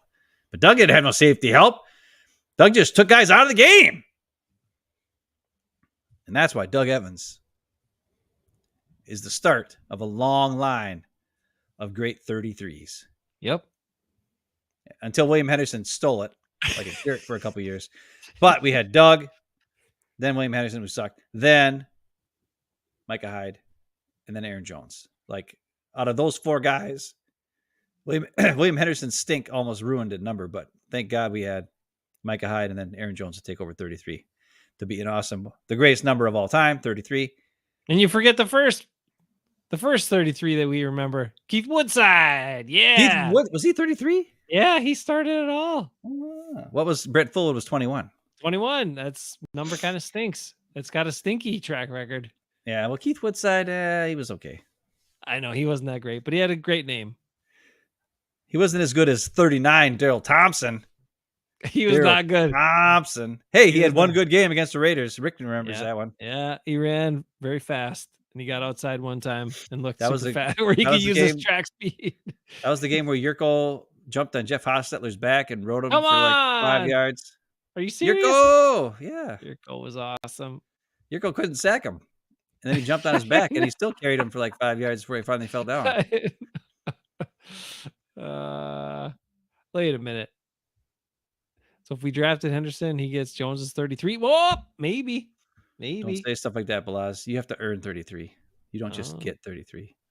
Unless William Henderson, who stole it. Because William Henderson was number 30. He had no reason to switch numbers to 33. That's true. But then Doug signed a new contract, and because William Henderson was a butt kisser with Ron Wolf, they gave him 30. He's like, I want to be 33 because I'm useless. And they're like, okay, here, take 33. And then you tell me 30. He's a Packer Hall of Famer and Doug Evans is Yes, not? William Henderson's a dumb Packer Hall of Famer. Come Makes no on. sense. Yeah, and Doug Evans is not. I know. Is John Kuhn a Packer Hall of Famer yet? Probably. He shouldn't be, but he Look probably that is. one up. He's better than William Henderson. But Doug Evans is better than both of them. I know. And he's not. Mm. And he should be. Edgar's Along a Packer with- Hall of Famer? I don't know if he is or not. He probably is. Is Dorsey a Packer Hall of Famer? Dorsey is, yep. Yeah. Okay, good. Well, he should be. Yeah. What about Stonio Franz? He should be. He's probably. Stonio is. What Sterling about Robert Sharp Brooks? is not. Robert Brooks? I don't know. We want to hear your song again? No, I don't want to hear it. I want to hear him potty all the time. That's what I want to. That was a great hit. My girl wants to party all the time, party all the time, party all the time. Who knew Eddie Murphy had such a high tenor voice? I don't know. It's pretty good. Although it sounded higher than when he was singing it. When I tried to sing it, I was like, oh, it's not. I mean, I can sing it. It's not like that high. Right. That's what I'm saying. It's weird. Yeah. That's like me when I sing really high notes. It sounds not that high, but then you try to sing it, you're like, oh, I can't sing that note. But when you hear me sing it, you're like, oh, that's not that high. But it's freaking high. That's what Lane had that. Yeah, Sure. Lane had the power up there. B flat. He was Man in the singing box. and you were like, nah, it's not that high, is it? And you try to sing it, you're like, wah. You died.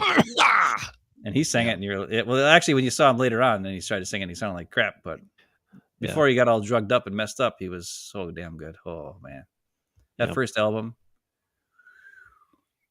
Lane Staley was the best. Damn. We're not going to get into that because I'll spend an hour talking about Lane Staley. We don't want to do that. Yep. All right. the best. Well, enjoy the love for love, and enjoy Matt LaFleur not being a whiny baby and pointing fingers. Maybe Matt LaFleur will, if things go, maybe Matt LaFleur will learn, and if things go back the other way, maybe he won't blame everybody else this time, and maybe he'll take more of it back on himself. I'm actually surprised that the team has turned it around after he was. I know, me too. But maybe the thing was he wasn't holding them accountable, and maybe by doing that in the press, it made guys more accountable. I don't know. I don't know either. Whatever it is, they're winning games, so let's keep winning games. Let's we'll go. Do it. Go back. Just beat the Lions. Go back. Go. Go back. Go. Beat the Lions. That's pretty good. In Detroit. One quick note: Jordan Love now has multiple games with 3 touchdown passes this season. Aaron Rodgers had 0 games with 3 touchdown passes last season. What? So not only was Jordan Love the previous game, the first 300-yard Packer quarterback, which Matt LaFleur was really excited to get in the game ball and announce that, and really made it a point of emphasis. The first 300-yard quarterback throw for 300 yards in more than almost a calendar year and in more than a season since 2021, Jordan Love. Also, Jordan Love has multiple 3 touchdown games where Aaron Rodgers had 0. Although Aaron Rodgers did have a 3 interception game against the Lions last year. So that's true. Jordan Love has never had a 3 interception game. Huh. Okay. Well. So he's doubly better than Aaron Rodgers, is what you're saying. You shouldn't be bringing up Aaron Rodgers. I hate talking about him because it makes you want to barf. But I know. But these are some positive comparisons for all the people who were all worried. Going to get rid of your Hall of Fame quarterback for this guy. He's doing pretty good. He's getting, I'll say, like I said, he's getting better. And that's all you can ask. All you can ask for is that he gets better. Receivers are getting better. I wish the offensive line was getting better. That's what you can work on next. That's the point. And then the defense, I don't know, they kind of stink, but at least they're trying hard. You got hard, tough-nosed guys making plays like McDuffie and Owens and freaking TJ Slayton. And, the whole defensive line played a good game against the Lions. So let's keep it up. Keep doing it. Because you're going to be going up against Patrick Mahomes next week, and we all know Patrick Mahomes is crazier than crap because he'll throw it from I'll never forget that in the Super Bowl where he's like pretty much horizontal to the ground, and he throws a freaking 35-yard bomb that hits Tyreek Hill in the hands in the end zone, and he just dropped it. That was when they lost the Super Bowl. Yep. Yeah. To the who did they play? That Eagles or somebody? No. Yeah. No. No, it wasn't the Eagles. It was who was it? Who did they lose to the Super Bowl? Oh, Tampa Bay. Tampa Bay. Yeah. Tom Brady and Tampa Bay. Yep. Yeah. But so it should have been the Packers in that Super Bowl if it wasn't for Kevin King. Anyways, but Patrick Mahomes tried single-handedly. I mean, he was getting creamed. His offensive line couldn't block nobody, and he was making all these crazy throws, and guys were just dropping balls left and right. So hopefully that'll happen again. Hopefully that'll happen again. Go Pack, go. Right. We've been going on for 2 hours and 40 minutes, and for the last 40 minutes, pretty much done nothing but just blab about nothing. Mostly the last 30 for because Blas showed up, though. We gave a little extra time. That's true. We did. It's nice to see Blas live in the comments. We miss Blas. He always gives great comments after. Yeah. We appreciate that. And a lot of guys give great comments when we're live, so that's awesome, too. Me, David, everybody else, Raider Rick, showing up, telling us how much he weighed back when he was 18 years old. Or 17 or whatever the hell it was. I kind of I was kind of down on Love too, Lee. So I was getting there, but he's turning it around. And I'm the type of guy. If I say something and I'm wrong later, or I get proven wrong, I will admit when I was wrong. Most people don't do that. Yeah. So I was a little down on him, but he's coming around. Blas saw what Brian Gutekunst saw back at Utah State. So. Blas doesn't watch college football. He said that, so there's no way. No, he but saw I'm it. saying like what Brian Gutekunst saw at Utah State. Blas saw. Who's that? You mean Liliana. Bruin? Bruin. Bruin Gutenkunst? I think I don't. That just seems wrong to say it that way. I like the gonna say Bruin it. part, but I would say Goody Kunst or Gutenkunst. I'm saying it. Gutenkunst. He traded away my favorite Traded guy, I know he's a dick, and he didn't Who even was try to still sign a back good my favorite player. guy. and you got nothing for him. You jumped up 40 draft pick spots. Yippee frickin' skip. And he didn't try to sign my favorite guy back because he knew he was better than the guy he drafted in the second Right. round the year before. Yes. So- Which is the same reason why he let a bunch of other guys, that's why Clay Matthews got cut. And yeah, because he had to sign a bunch of idiots and draft he signed his Smith brothers and whatever. It wasn't his fault. We had the Nick Perry problem. Yeah, he traded away Rasul because Rasul was better than the guy he drafted, Jair, in the first round, and Stokes, the guy he drafted in the first round. So he had to get rid of him because he's like, no, you can't have that. But we'll see. One day they will come for you, Bruin. One day, but not this day because these guys who are playing are still making. But not this day. What's that? What's that from? I don't know, but enjoy the rest of this season. Take the heart of me. I don't know what is that. But not this day. Oh, like this. You got to have his voice is.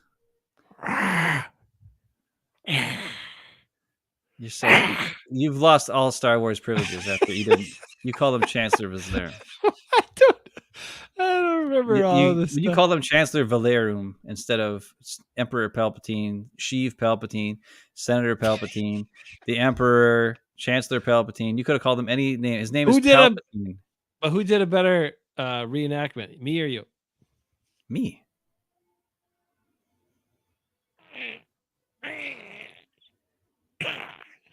All right. That's not good. That's not good. Go Pack, go! Jordan Love's awesome. Tell me why,